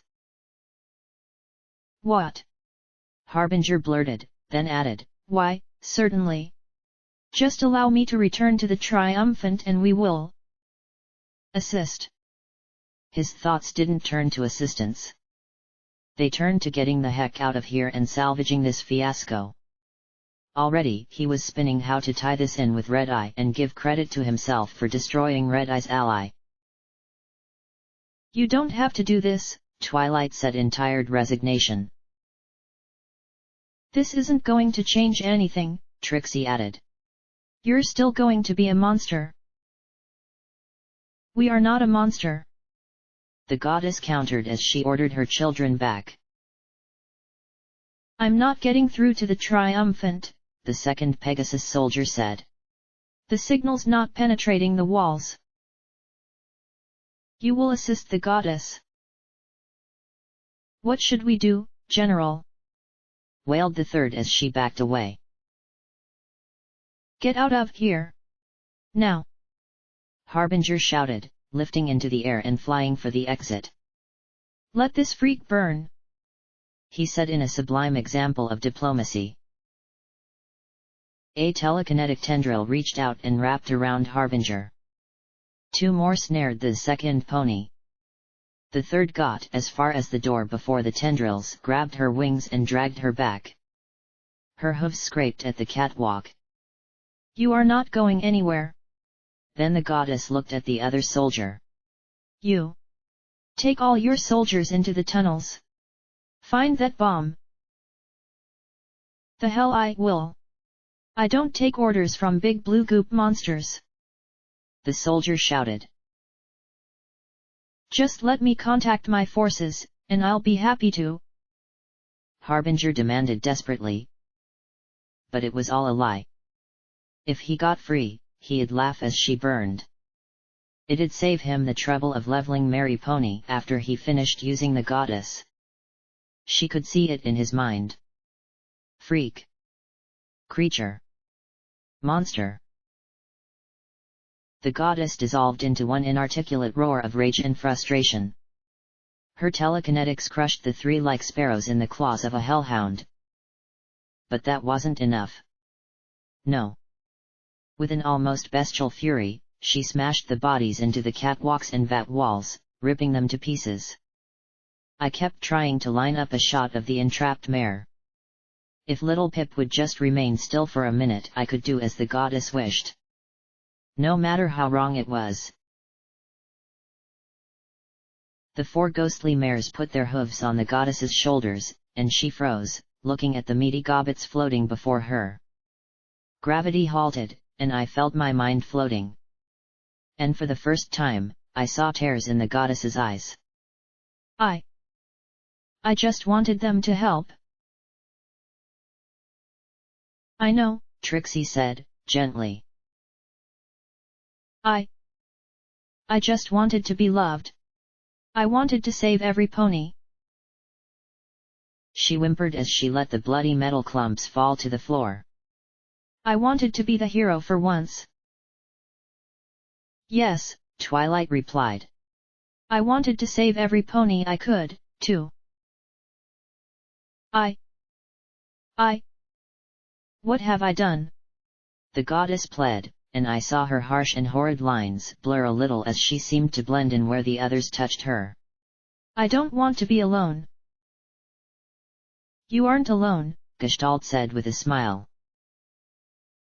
You have us, Mosaic finished. The image of the goddess and the four transformed into one glowing form that grew brighter and brighter. For the first time, I could see the ghostly outlines of other ponies in that vastness. Small and foal-like compared to the goddess, yet ponies all the same. I don't want to die, the goddess said, fearful and small. No pony does, Twilight answered. But we can leave something behind. We have our children. Our children, the goddess murmured. Perhaps we can survive in them. Unlikely, Gestalt said solemnly. Without the IMP biometrics, our ability to remain cohesive will be severely compromised and will last only hours at best, Mosaic explained. I'm scared, the goddess confessed. I'm so tired of being scared. I am too, Trixie answered. Remember how scared we got going out on stage? How worried we were that each show would be our last and we'd never find another. Well, now we don't have to worry about another show. Now, all that matters is how we go out, together. Together, the goddess replied, her voice aching with the need for relief. I pushed penance away as I slowly rose to my hooves. Lakunai lay beside me, breathing weakly. Blood ran out her nostrils and ears. I wanted to tend to her, but the sight of what was happening in the valley astonished me. The horns of the blue alicorns were glowing as greens paired up beside them. Blue stars began to fill the air, swirling and finally coalescing into the front half of a blue mare with a silver mane a mile tall. The blue, ghostly form looked at the enclave ponies that fluttered like gnats around her. Enclave, she said in a voice from 1,000 throats magically magnified. I wish to thank you for your generous offer. However, I cannot accept. There is a balefire bomb about to detonate underneath this facility. Please evacuate as quickly as you can. High General Harbinger will not be able to join you. You have 15 minutes till detonation. Then she turned and looked off to the south. Her eyes were hard as she scowled. And Red Eye. I know you're watching this. You, or your minions. I have only one thing to say to you, it's not worth it. Then her violet eyes glanced down towards Lakunai and myself. Goodbye, my children, she finished, I love you all. Then the blue motes flickered out and scattered. I didn't know how the enclave would take it, but all at once, gravity reversed, now pushing me away from Mary Pony. In purple flashes, the alicorns were disappearing and escaping any retribution the enclave might have attempted. 2 green alicorns swooped in to myself and Lakunai. We shall help you on your way, they thought as they landed beside us. Thank you, I said to Unity as I hastily took the gun apart and stowed it in my saddlebags. I'm sorry, the goddess replied as the pair levitated the staggered and semi-conscious Lakunai between them. I know you cannot forgive me for what I have done to you. All that she had done. I suppose it had been quite a bit, at that. Still. Hey. No problem. I answered, sincerely. Sure, the goddess had been a real monster, but she was going to die in a few minutes. I could give my forgiveness. I could feel her children teleporting further and further away. Now for me to do the same. Though teleportation was hard enough for me to pull off on my own, even with the goddess still connected, the greens feeling like 2 wings lifting me up and pushing my magic forward. Come on. I grunted as I tried to pull off the spell. For the High General! Screamed a voice from above us.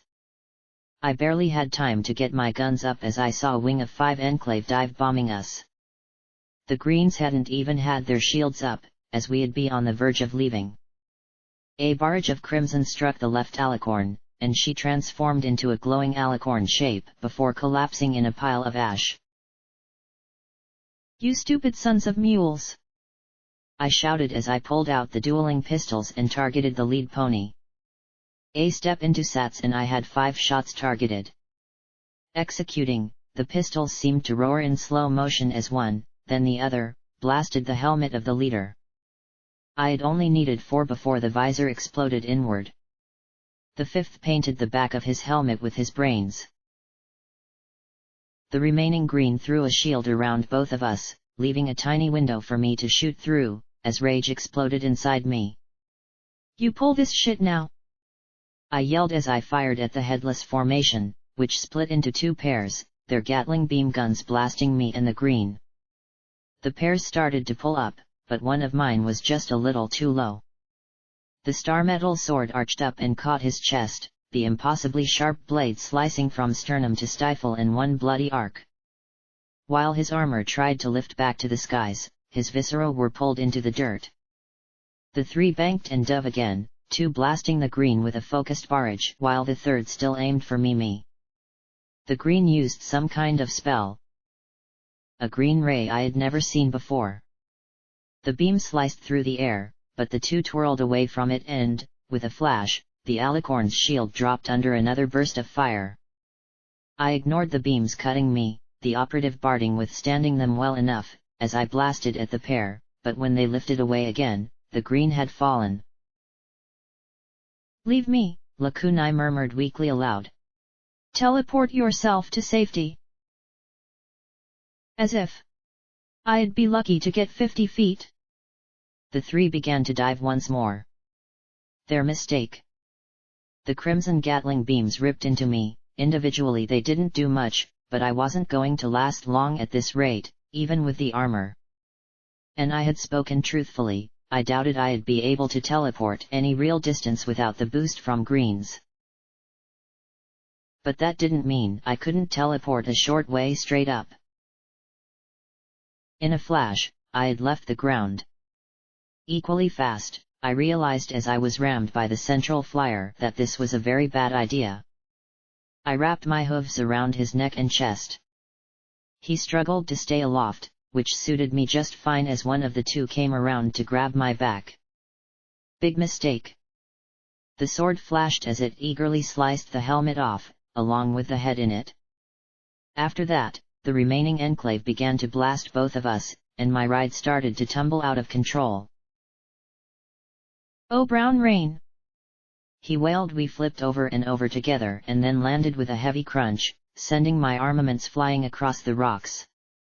His Gatling beam guns broke, scattering fragile components over the rocks as we rolled. As we finally came to a stop, he collapsed on his side with a grunt. I rose. The other flyer landed, her hoof stomping down on my sword as her guns began to hum. My pistols had landed behind her, and it would take me a moment to retrieve them. Now what are you going to do? She jeered. 5 magic bullets blasted her faceplate, and she collapsed in a heap. That, I replied to her corpse, then turned to the survivor. The wrecked guns had entangled his wings. I levitated the sword as I approached. Oh! Oh! Please! Don't kill me! He wailed as his wing covers flapped and failed to give him lift. Mama! Daddy! Some pony! Help! He screamed. I sliced the wreckage of his guns away and then grabbed his helmet between my hooves. Security doesn't kill ponies if she can help it. That bale firebomb will. Now get the hell out of here and tell whoever your radio will reach to join you. I shoved him away, but he just stood there. Fly, you idiot! He crouched and launched himself into the air. Unfortunately, that attack had eaten up precious time and taken out my own escape route. Lakunai, her horn still blackened, struggled to stand. I'm sorry, the goddess said, and I knew what she meant.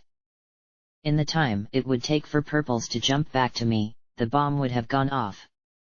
She could have sent some immediately to me, but that would leave dozens of blues and greens who could otherwise be evacuated trapped in the blast zone. Neither of us wanted that. The goddess had cast an enormous shield around Mary Pony to try and buy more time, but that would only last as long as she herself did. Don't worry about it, I replied as I moved underneath Lakunai and hefted her up. I'll just run out. Blackjack, Lakunai began. I'm not going to leave you. Don't even think of arguing, I said tersely as I pointed myself in the direction of away and ran as fast as my hooves could carry us. Unity was a buzz of questions. Would little Pip survive a point-blank blast? Would the goddess's children? Would I? Could alicorns even survive in the wasteland without the goddess? How could they, when so many memories had been taken? When so many thought them monsters? I just ran. It was all I could do.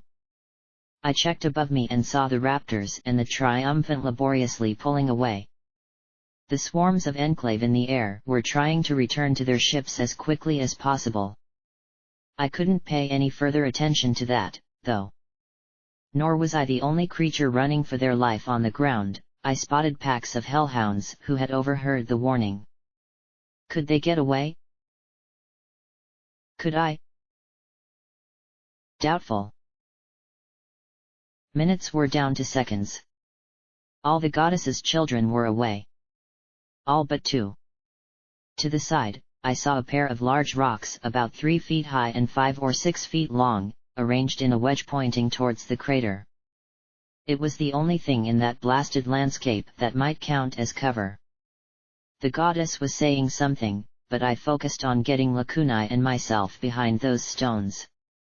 Pressing my back against them, laying flat, I counted. 30 seconds. 15. 10. 5. 1. I blinked as nothing happened, frowning and looking around the deadwoods and rocks. Don't tell me it was a dud, I muttered as I looked back towards the crater. If my eyes hadn't been mechanical, I'd have never seen again. From the valley came a flash brighter than anything I had ever seen before, and time seemed to freeze in its terrible brilliance. The myths of Celestia raising the sun came to mind, but this was more a wrathful Celestia ripping the sun from the earth. The telepathic scream of the goddess could have been the wailing of the earth itself. The rim of the valley deflected the flash just a little bit, just enough that my face and mane didn't instantly burst into flame.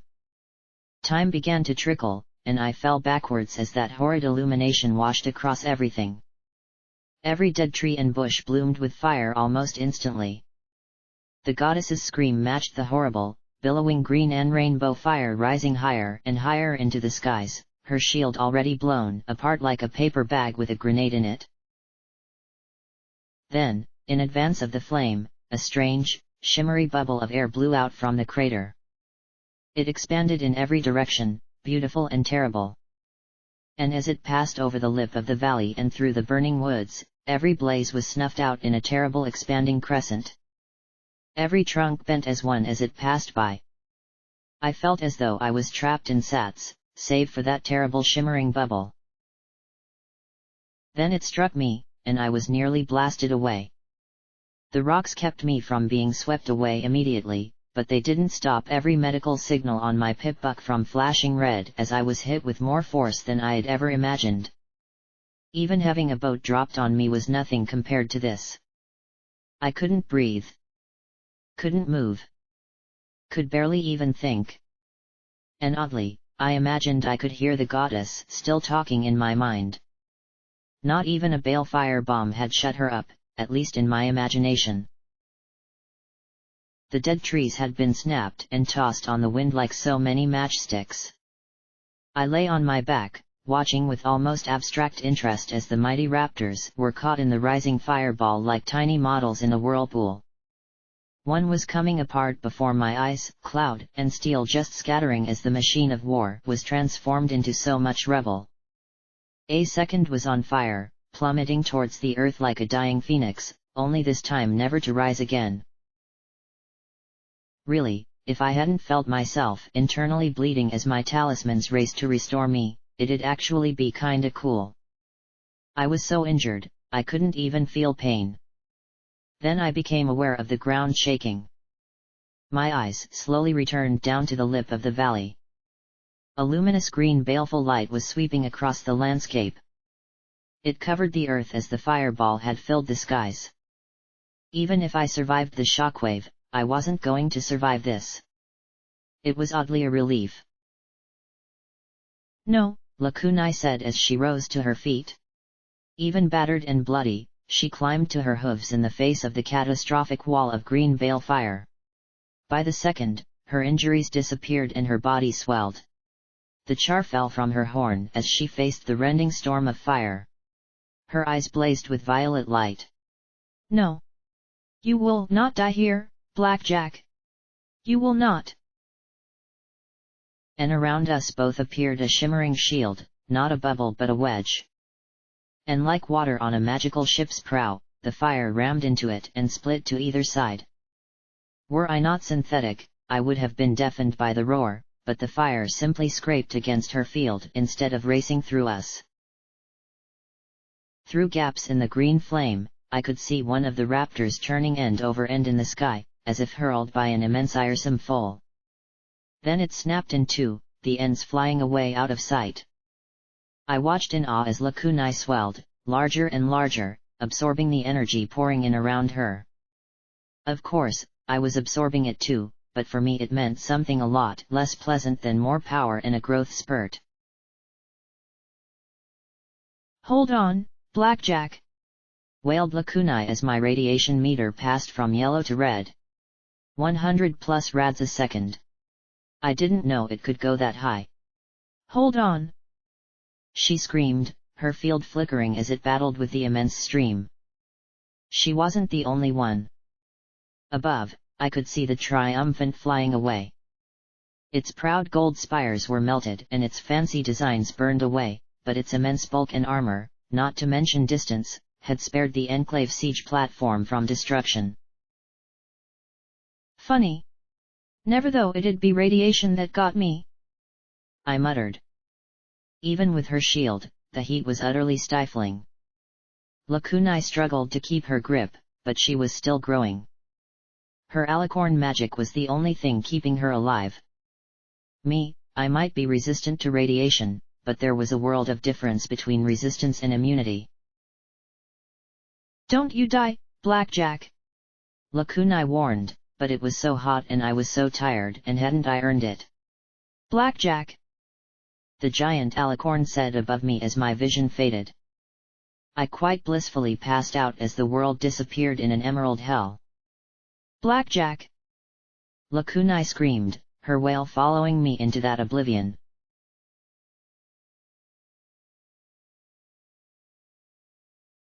I really hated almost dying. First getting my legs cut off, then having my soul sucked out. Now I was coming back from a balefire bomb. It said something pathetic that I was becoming familiar with near-death experiences. Of course, my body felt as though it had been stepped on. Correction. Danced on. By a whole dance troupe of minotaurs. With steel hooves. Lakunai! I groaned, opening my eyes. I was astonished to see my rads at zero. We were on the smoking lip of the valley. A haze surrounded us in all directions. A few 100 feet away lay a raptor, smashed prow first into the earth like a foal's bath toy. Down below, a brand new crater gave forth a chaotic glow. Mary Pony had collapsed completely into the sinkhole, nothing now but a jumbled pile of rubble. Bodies lay everywhere. Smoking pegasi, like steel sparrows, littered the ground around the fallen raptor. Dozens of hellhounds also lay in charred, clawed lumps where they had cooked. Smoke billowed from their holes like great volcanic vents. I wondered just how long the fires underground would burn. Forget Stable 99, that was nothing. Between Enclave and Hellhounds, Little Pip had killed thousands with this bomb. Granted that Hellhounds and Enclave weren't automatically good and blameless, especially not after those 5 had attacked me, but the immensity of the deaths was staggering. Somehow, I had imaged that Little Pip's plan, whatever it could have been, would be more discriminating. The stable dweller should have done something better. Warned the Hellhounds. Evacuated the Enclave. Something. From out of the haze approached a blue alicorn. I tensed, but then realized that there was silence in my head. I could make out the faintest of whispers from my friend, but what remained of unity was denied me. A second alicorn walked forward, a green. Then a half dozen. A dozen. 20. 50. They stared silently at me. Hello. Lakunai. In unison, all of them turned and looked to the left along the ridge. That was when I saw her, a colossal purple alicorn with a hide so dark that I imagined she was black. She was speaking to a glowing ghoulish form pulling a wooden skywagon. I started to approach, but before I had gotten 20 feet, my rads spiked and I backed away again. Lakunai? I asked. Ditzi? I said as I looked at the luminescent ghoul.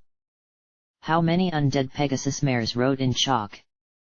The ghoul smiled worriedly at me and scribbled something on the board, showing it to the alicorn. We will try, Lakunai said in a deep voice, and my whole body shivered. She looked worried, then turned to me. Her face was clearly torn. Had the goddess survived? Somehow possessed my friend? Was that why she was so huge? Her eyes glowed a solid purple as she looked down at me. Then my fears abated as she gave a small smile. Blackjack. You survived. Yeah. I always seem to. I said warily as I looked at the charred ground around me. Unless I have wings now or I'm a ghoul too, I'm guessing you did something. You forget, Twilight created a spell to purge radiation. As soon as the fire abated, I used it to nullify the radiation dose you had taken. Lakunai rumbled. She turned to look out at Mary Pony's shattered remains, and I saw on her flank something that made me wish my heart could stop. 5 small white stars surrounding a purple sixth. It wasn't clear as a normal cutie mark, though. Like a ghost. What? What happened? I breathed. Are you? You. Both very good questions, Lakunai replied. I suspect that so many memories of Twilight's were put into me that, when the goddess died, Twilight's soul was attracted to me rather than the ever after, turning me into a temporary soul jar.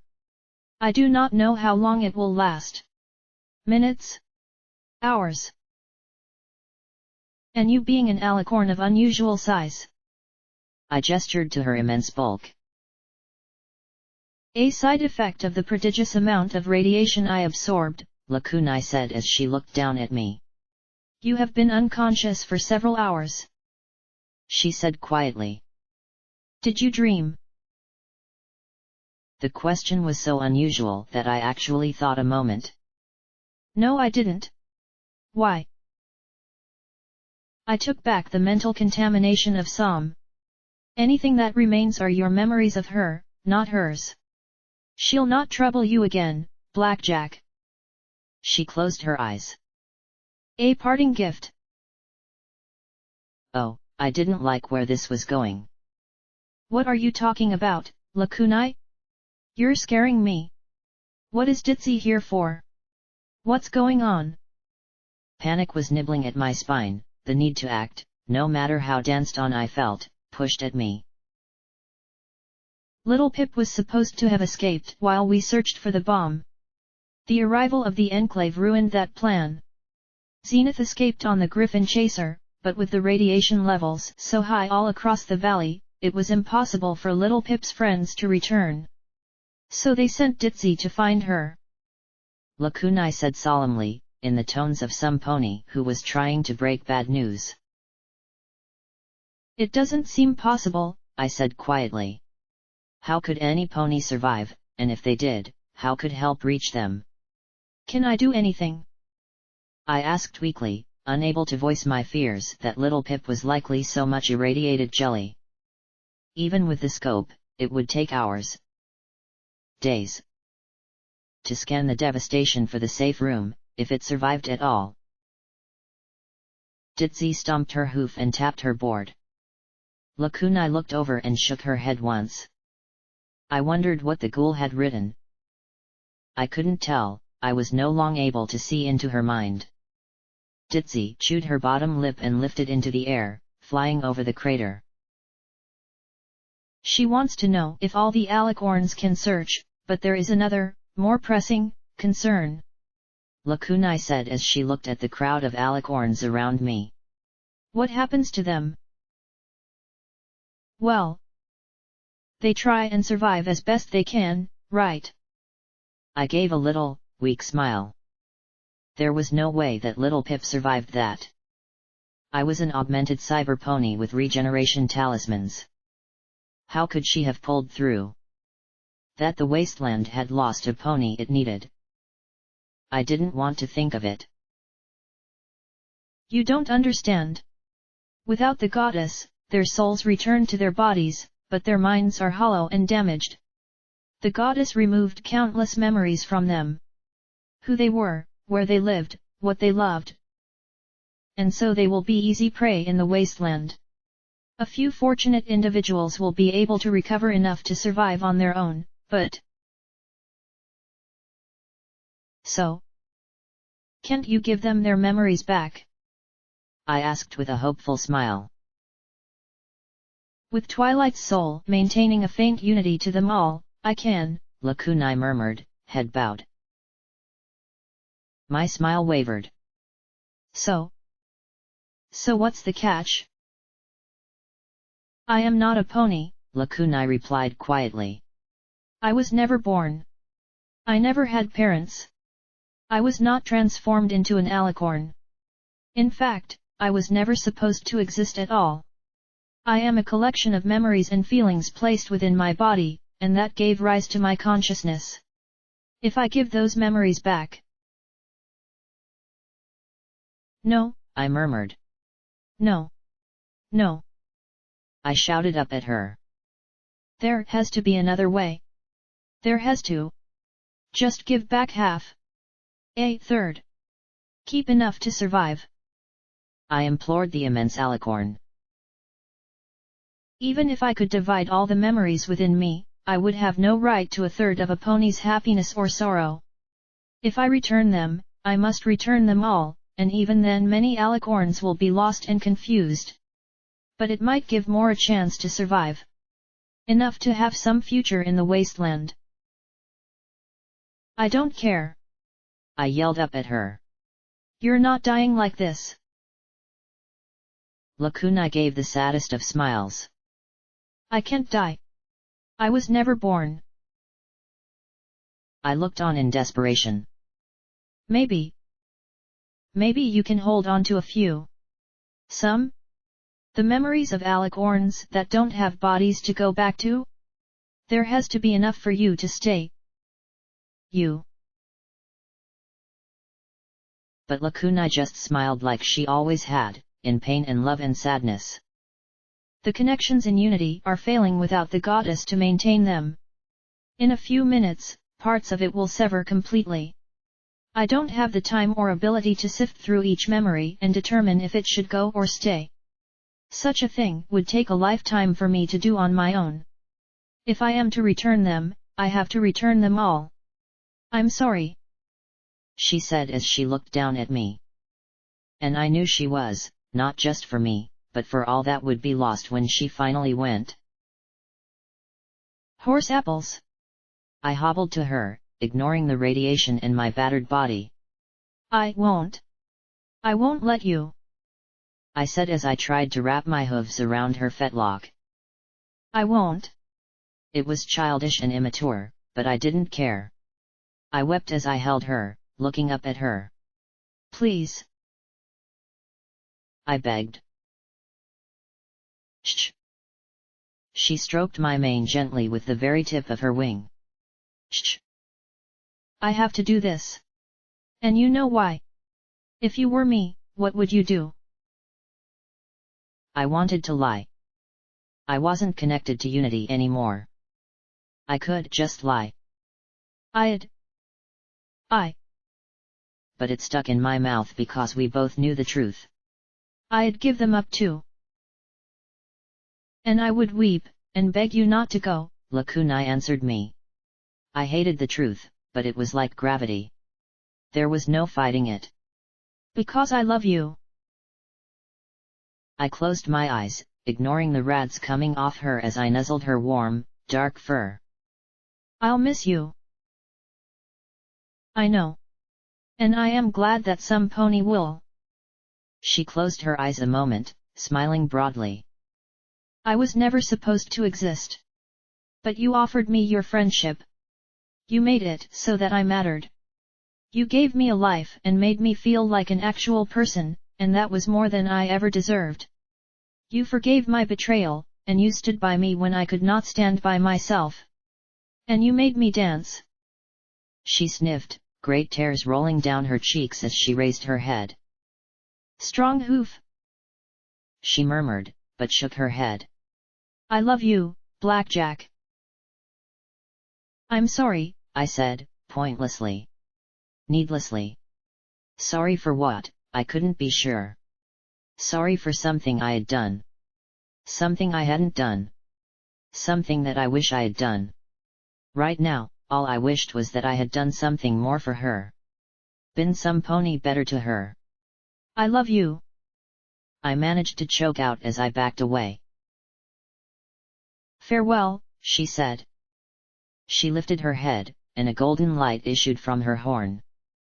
It reminded me of glowing motes of thought freed from their confinement in memory orbs. The light formed gleaming streams that poured out of her and into the brows of the collected alicorns. More rivers of luminance passed away into the distance, fading from view. As the memories left her, the starburst on her flank became clearer and more distinct. The alicorns started and jerked, for once breaking from uniform movements. They flew away, or teleported, running to find a place to process what had just happened to them. My eyes remained locked on my friend, hoping that when the transfer was complete that somehow, some way, something would remain of Lakunai.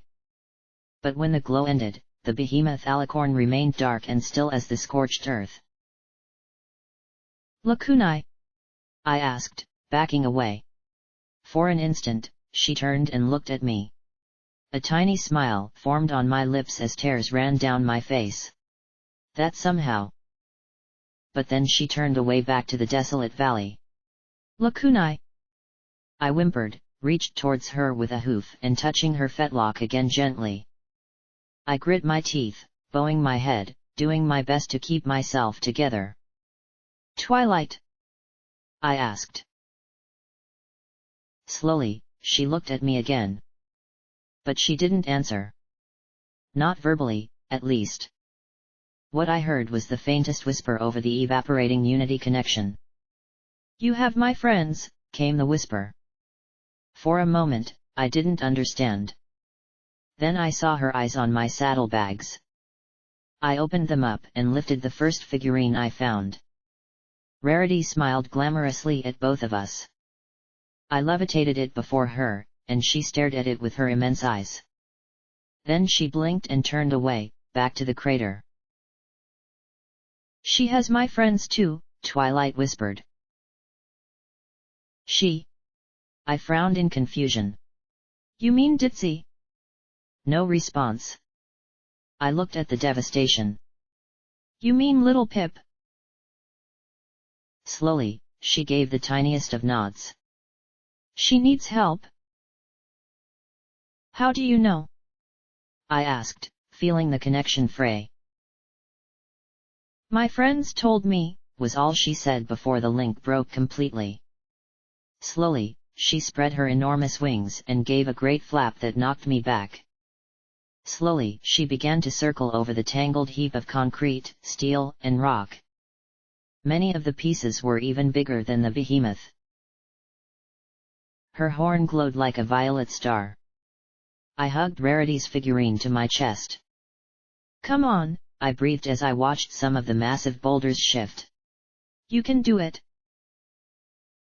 "Be enduring, darling," a little white mare cheered along with me.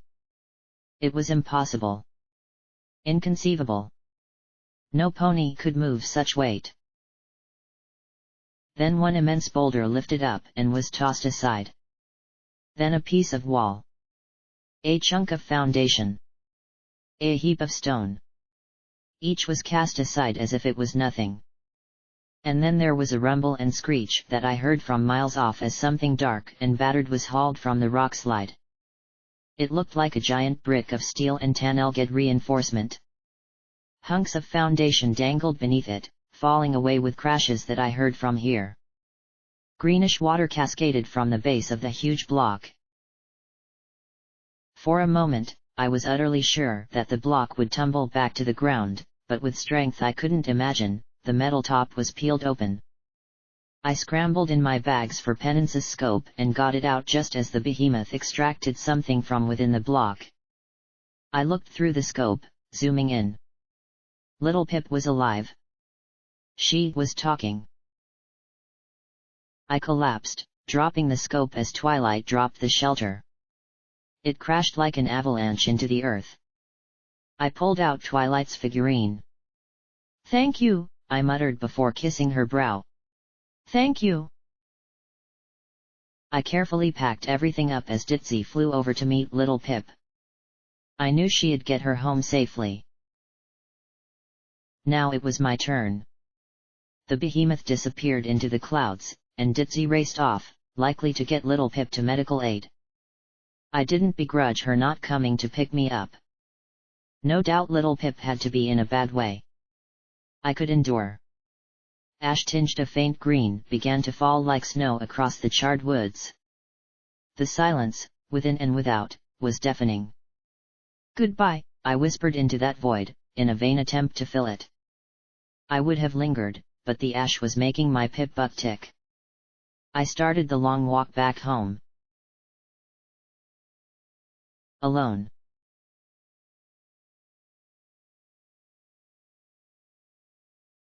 I didn't know where I was or how to get to Hoofington from here.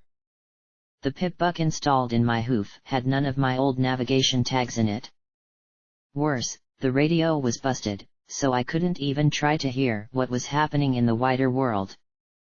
Ahead of me, fires flickered and crawled about like sullen molten worms through the brush and dead trees. Every hour, I'd take a dose of Rat-Away and Rat-X. If I didn't get out of the fallout before my supplies ran out, then I'd really be putting my endurance to the test. I found a nice little ridge of stone that took me southeast and downhill. Not as good as a road, but it was better than nothing. The silence wrapped around me, and I found myself starting at flakes of ash drifting down in the corners of my vision. I'd turn, expecting some pony behind me. I looked above for Enclave. Below for hellhounds. Something. Anything. "Something attack me, damn it!" I yelled into the falling green ash. My own voice made me jump. Alone. Sweet Celestia, I fucking hated being alone. Walking was better than thinking. Thinking led to pitying, and if I started that, then the rock would turn into a mattress I'd never get off. Follow the rock. Look for hostiles. Watch the radiation meter. Don't think about it. Don't think about what happened. Don't think about what would happen. Don't think about, and I was so busy not thinking that I misstepped and discovered a whole new way of traveling, falling down a hillside. I flipped end over end, crashing through the underbrush and cannonballing through smaller trees. I finally came to a stop at the base next to a large rusty refrigerator on the banks of a muddy creek.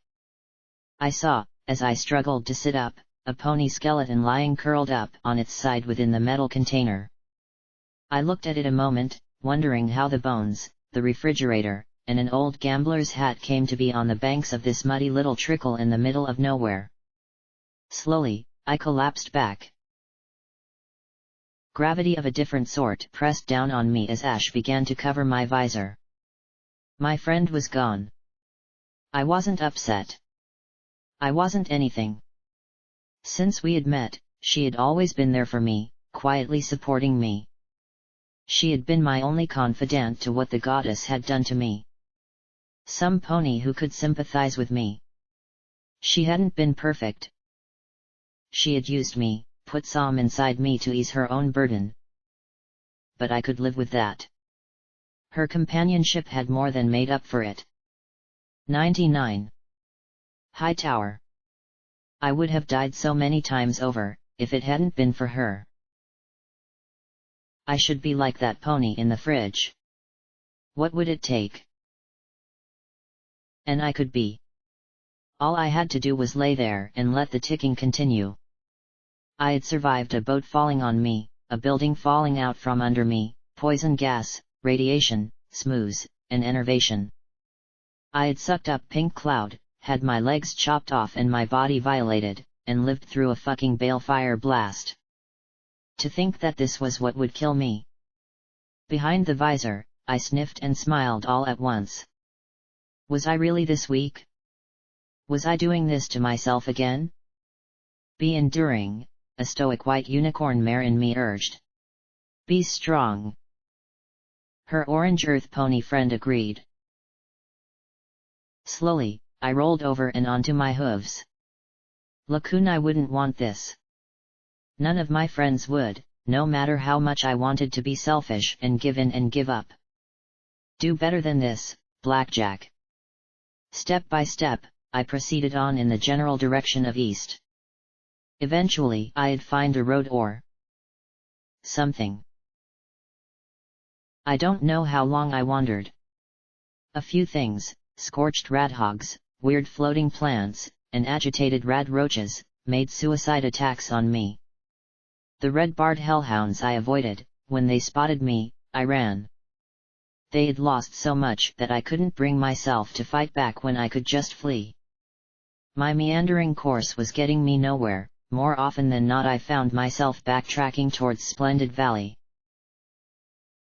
And the hellhounds weren't giving up. Not that I blamed them. Not after how many of theirs had died with the destruction of the Alicorn goddess. There were more and more red bars in my vision, and I suspected they weren't irritated bloat sprites. They were moving around me, trying to drive me around and finish me off.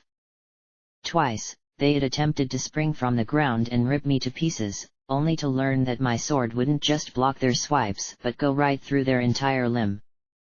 2 missing arms later, they had fallen back to trying to blast me with their energy weapons. The overpowered, chaotic beams crackled through the air. Eventually they had combined the two and make for a serious threat. Then I'd have to start killing them. Please. Hasn't there been enough pain and suffering today? I begged them as I made my way up a rocky hill. The hellhounds were popping up right and left and began moving up after me. I don't want to kill you. I yelled down at them. The roar of a dozen beam weapons tearing at the stones around me voiced their sentiment on the reverse matter. I ducked behind the cover of boulders as I set myself to doing what I had to.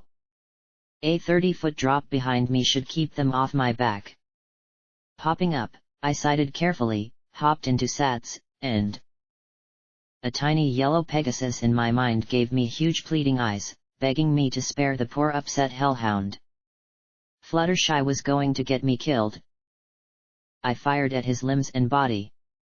The hellhound howled as it fell back a moment, but there were others coming. I sighed. Sorry, Fluttershy, I tried. I took out penance and fitted the parts together, swapped out the bypass round for 50 caliber explosive bullets, and took my position. I wasn't a sniper, but I'd had one's memories for a while and knew my guns. Penance worked like the machine of death she had been designed to be. The dozens of hatch marks on the butt would need a few more added to it as the rounds blasted into the resilient armored hide of the hellhounds coming up the hill. I didn't try for headshots. At this range, the scope was a hindrance rather than a help. The detonation of each orange-banded round echoed through the woods, the shrapnel and flames keeping them scattered. Go away. I'm not worth it. It won't bring them back. I shouted down at them between blasts, not even knowing if they could understand me. Maybe I should let them kill me. Give them a little bit of satis. No. I shouted as one got too close, his claws scraping on the grey rock. The bullet caught its shoulder, blowing off the limb at the joint. No, I'm not going to give up. Not after what Lakunai had done. Not after what I had promised Glory. I reached for another magazine of explosive rounds. Nothing. I switched to armor-piercing rounds, trying to put the bullets where I guessed hearts would be.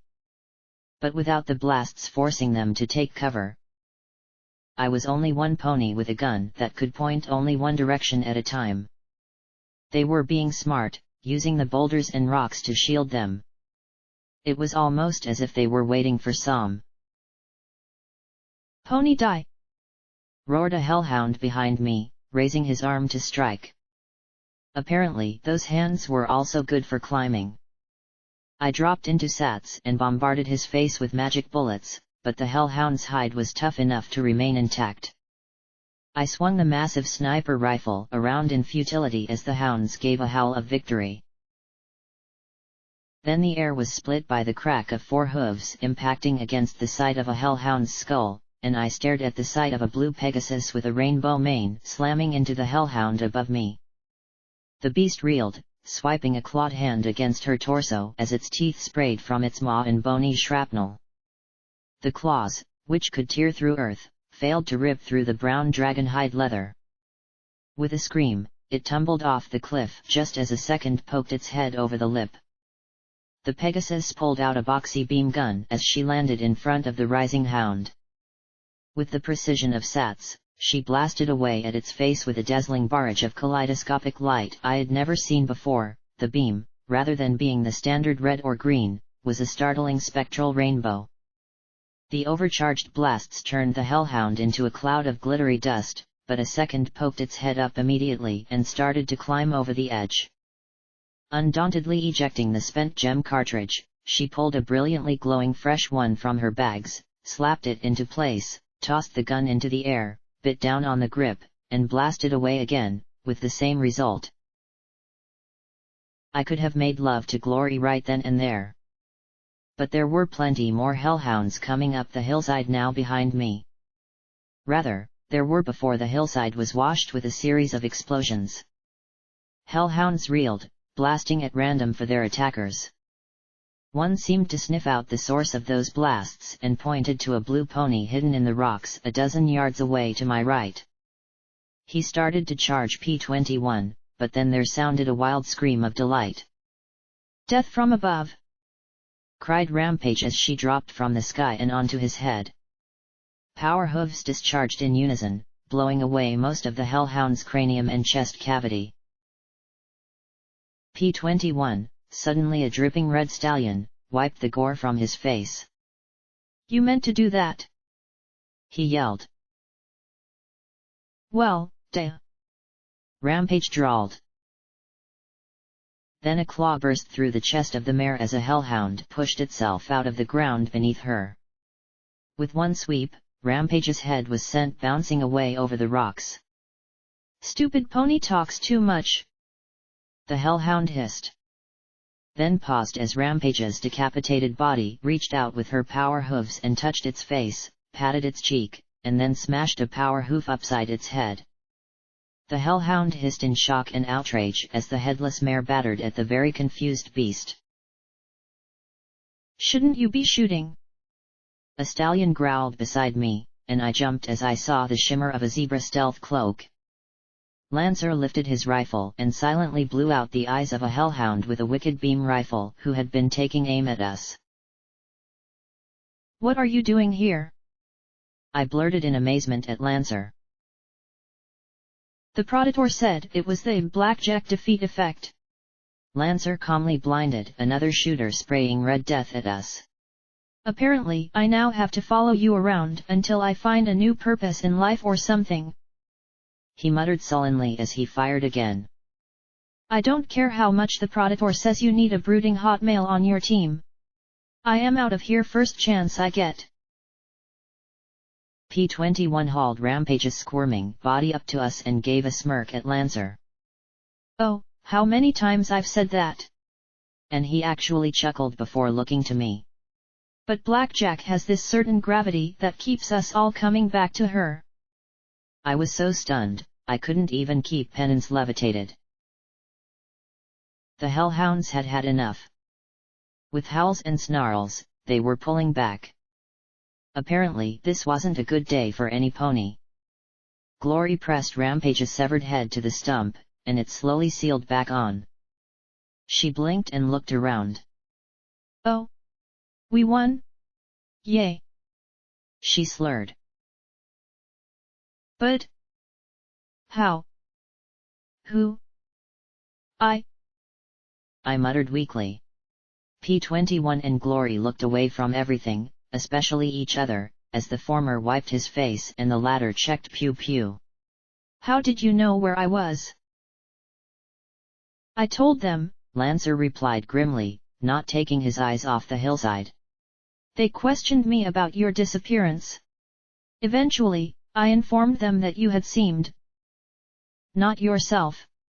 You spoke of a goddess in this place called Mary Pony. And so we came here when we could not find you." "But what? How?" My shock was increased when Scotch Tape screamed from overhead, "Glory! I don't know how to fly this thing."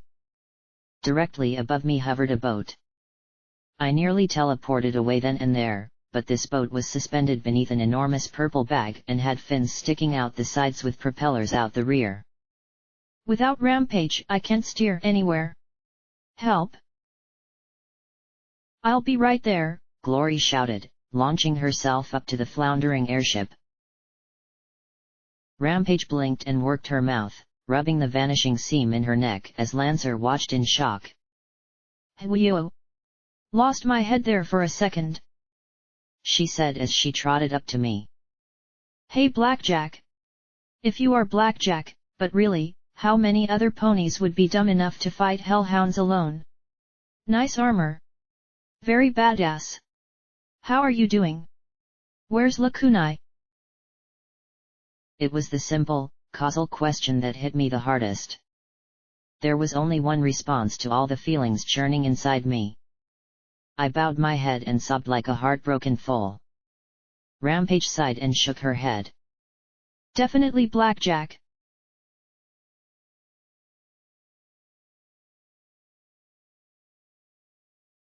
Aboard the Fleur and away from the ground, I told them everything.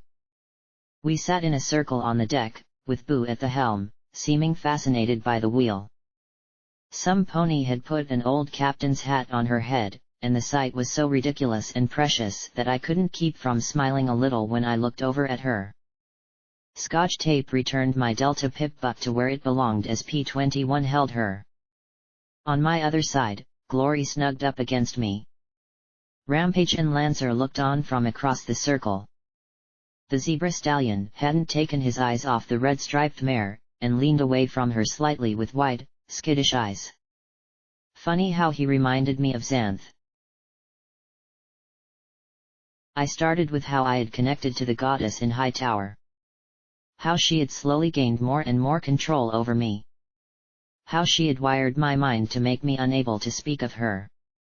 Even saying the word goddess made me stammer and my head ache, despite the fact that she was dead. As I went on, Glory hugged me repeatedly and Rampage and P-21 looked ill. Even Lancer seemed to be reassessing me with a disturbed look. I generalized a bit when it came to what had happened inside the goddess and skipped right to the balefire bomb. I knew it, Rampage said to Lancer.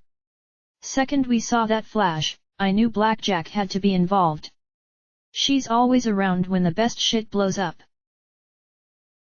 Get away from me, you freak. He cut your head off. Lancer replied, leaning further away from her. You make it sound like such a big deal, she said with a negligent wave of her hoof. I quickly moved on to tell them what happened afterward, and Rampage's laughs stopped. When I got to Lakunai, they all looked seriously at me. Lakunai's gone. Just gone. Scotch Tape asked plaintively from P21's hooves. When I nodded, she looked away. Oh. Just like Mama. She pressed her face into P21's chest. I didn't even get to say goodbye to her. Scotch murmured through her tears. It was a very noble thing she did, Glory said as she hugged me with her wing. There is no greater honor than to give oneself for one's tribe, Lancer agreed with a small nod. Oh, come off it. Rampage snapped as she rose to her hooves. She died. She's gone. It doesn't matter how she died. Her shit is over. She's fucking lucky. The outburst surprised me as Rampage turned away. She was a great big freak. With her freaky dress and guns and magic and not talking and just... Damn it! She yelled. Couldn't you have taken me with you, you big purple bitch? Fuck. You were awesome. You used a minigun in a black dress. Who the fuck else could pull that off but you? She roared, as if she yelled hard enough, she might be heard in the ever after. Rampage, I said in concern. Fuck you, Blackjack. Leave me alone. She said as she walked to the rail of the floor and hugged it, looking down. Fuck. She finished lamely as she sulked. I knew why she was so upset. I'd hoped that the time we had spent together had curbed her desire to die. Now the loss of a friend had brought it back in force. I looked at Glory. What happened when you woke up? She immediately went bright red. You mean alone? Completely alone? P21 butted in immediately, turning scarlet as well as he suddenly looked away. Oh yes. I was so shocked to find myself by myself. Alone. With no pony else in bed with me. Glory said as her mane frizzled a little. Especially not a stallion. Because I would never, ever have a stallion in bed with me. She gave a tense little laugh. Stallions. Ew. Oh I know. I feel the exact same way about mares. Can't stand 'em. Nope. P21 laughed as well. Scotch Tape cocked her head. You're acting weird again, Daddy. I told you drank too much last night. I smiled, glad for the poor humor. So. After you woke up alone, I said to Glory, you found my note. Yes. At first I was upset, but when we found out Lakunai was gone too and your pip-buck had been torn out, we were really worried. We went to question Steel Rain, but that was when Lancer said he had heard the goddess talking to herself. That was when we grabbed everything and came as quickly as we could. I held on to your pip-buck, Blackjack, Scotch Tape said. That dealer pony is freaky, but he was really worried about something happening to you. When the bomb went off, I was sure. I thought. Glory began, then shook her head, sniffed, and hugged me again. I am so sorry. I knew something was bothering you, but I thought it was the zebras, or mother, or cognitum or something. Hey. It's not your fault. I said with a little smile. The G. She wasn't stupid. She knew that all of you would help if I told you and made sure I couldn't. No matter how much I wanted to, I said as I nuzzled her teary cheek. Believe me, I almost gave myself a seizure trying to tell you, and I still couldn't do it. It's sad when you've been through so much that we didn't notice you in trouble, P21 said quietly. Yeah, I muttered softly, looking in the direction of Mary Pony. The dead are gone. I had to focus on the living. Well, I guess we should be dealing with Light Hooves before he fills half the skies with pony-eating psychopaths. Rampage sighed. Okay. I'll get peddling. I frowned after her and looked at Glory. Peddling. Rampage trudged slowly downstairs and into the hold. Ah. Yes. Glory flushed. Well, I thought that the engines might be a little too high energy, so we disabled them and hooked up the main drive shaft to some pedals. Now we're flying on Rage, Rampage said from below. You're welcome. She added dryly as the propeller behind the airship started to turn and the wings began to flap. I meant what I said. Soon as we're close to the hoof, let me off. Lancer said as our circle started splitting up, Scotch tape returning to Boo and P21 going to the bags of supplies brought from the society. I mean it. I am not joining your little group.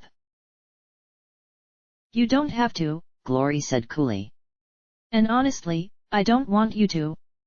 We took you with us in case this was a trick of some sort, and to help Blackjack. She's helped. You've paid back your debt. You can get off whenever you want. Because, quite simply, you're not good enough to make up for the mare we lost. Lancer scowled at her and moved away, head bowed as he muttered to himself. Ouch, I muttered. Sorry. I didn't have a good morning. Glory replied as she rested her head on my shoulder. Are you okay? I asked. She smiled as she sighed. I'm removing that word from my vocabulary. I'm not sure how it should be applied to me. I can relate, I said quietly. So, are you? I want my old body back. I want to be me. I watched as she reddened. Last night felt good. Really good, to be honest. And part of that bothers me. And it bothers me that it bothers me. I know I drank a little.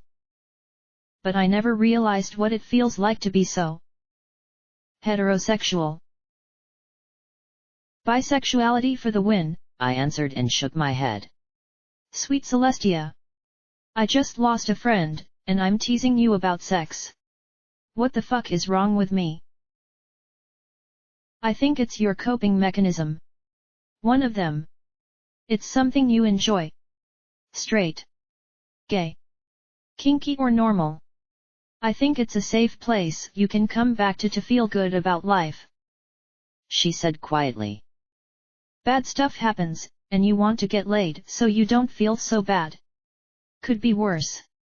Could be your other coping mechanisms. When I looked at her blankly, she elaborated. Wild Pegasus. I flushed. She did have a point. She curled her tail around my neck. Come on. There are some rooms below. I think we both need a little coping time. Yes, ma'am.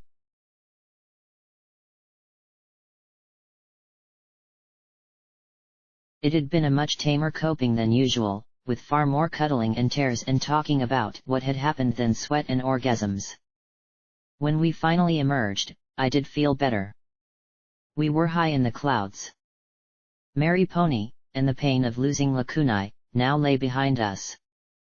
Ahead was an entirely new mess for me to deal with. Glory had gone below with P21 to check on the life support rig for me, and so I was in the prow with Captain Boo. The floor was remarkably quiet, save for the whoosh of prop and wing. We moved through the cool mist of the clouds, the field of grey broken by intermittent gaps that allowed blue sky to wing through. In places, I was almost sure I could see the sun. Boo lay curled up beside me, lightly snoozing with her crazy cap slightly askew as the music played. Wait. Music? I opened the panel and glanced down at my pip-buck, frowned, and tapped it a few times, but it continued playing one old audio file or another. I sighed and leaned against the railing, looking out as we passed through the wispy clouds. The violin and piano notes carrying back. I remembered when I first saw her, that shadowy image in the dark outside the Huffington Museum and within Blue Blood Manor, like a ghost of Princess Luna. How we met within Star House, and how I had quickly realized that she was much different from any pony else I had ever known, and not just for being an alicorn. How she had behaved as if she were just a tool of the goddess. The pony who wasn't. I remember the despair I had felt when she had pulled me out of 99 and how I had hated her for denying me my deserved death. And I remembered her shielding Glory and myself from the rain. How I had gone into her mind after she had lost herself under Huffington, and how she had put memories of herself into me. Except Lakunai wasn't Som, no more than I was my metallic legs. Som had been her foundation, but the mare herself had been someone completely different. She was closer to me than my own mother had been. She had known my faults and accepted me for them. Her kindness and humility were all the more emphasized by what she had been connected to. She had come to save me when I needed help on my lonely trip after Happy Horn. She had traveled through hell with me in Hightower. She had been an object of both mirth and adoration. And she had grown, too. From a seemingly emotionless cipher to a mare who knew and loved. She had danced. Something I had never seen Som do. What could she have been if she had had another few months? What might she have become if the goddess had lived and realized her mistakes without dying? I stared ahead, seeing the clouds stream around us, and reached down, stroking Boo's mane gently. And I looked at Boo's blank flank as the music swelled and the enormity of what Lakunai had done finally hit me. I began to shake, tears running down my cheeks. Lakunai had no soul. She had been that collection of memories. Any soul connected to that body had been Som's, not Lakunai's. There was no ever after for Lakunai. There never had been a chance of one. And she had still gone through with it and returned the memories to the alicorns, in the hope that there'd be a future for her race. Hope. That had been Lakunai's virtue. Hope that I would survive. Hope that I would succeed. Hope that, somehow, things would be better. Boo looked up at me as I put my hooves around her neck and pressed my face into her mane. She's gone. She's really gone. She was dancing with strong hoof and I imagined her life, marrying that great overdramatic goof of the wasteland. They'd have been an epic couple, with a romance that would have been the stuff of legend. That somehow she'd have children, or adopt them, and teach them in her kindly way. That she'd be there to help me when I screwed up with Glory or P21. Or just in general. I'm never going to hear her laugh or her calm voice telling me things will be alright or anything. And as the music played, I remembered all the beauty she had brought. The violin music she had created with her horn alongside with priest and medley. Or the sight of her fluttering her wings as she bathed in magical waste. Or how the ghouls in Meat Locker had been taken back to a time 2 centuries ago when they had been alive just by seeing her dressed up. She had improved the wasteland just by being who she was. All I could do was blow holes in it. Lakunai was gone, like tears lost in the rain. But was Hope? Would she want me to sit here and weep for her? Yes. For a time. She knew the value of grief. And so I didn't try to keep it in. Tears were how the heart purged itself of grief. They were not a weakness. But then she'd want me to keep going. To keep up hope in bringing all this to a close. So after I'd had a good cry, I wiped the snot off Boo's neck. Sorry, Boo. The white mare just looked at me a moment, then smiled. I blinked at her, and she blinked back, then smiled again. Slowly, I smiled a little too, and the odd blank leaned forward and nuzzled my wet cheek before beaming at me. You really are an odd one, you know that, I said as I finally composed myself. Together, we sat by the rail as we flew into tomorrow. Footnote: maximum level reached.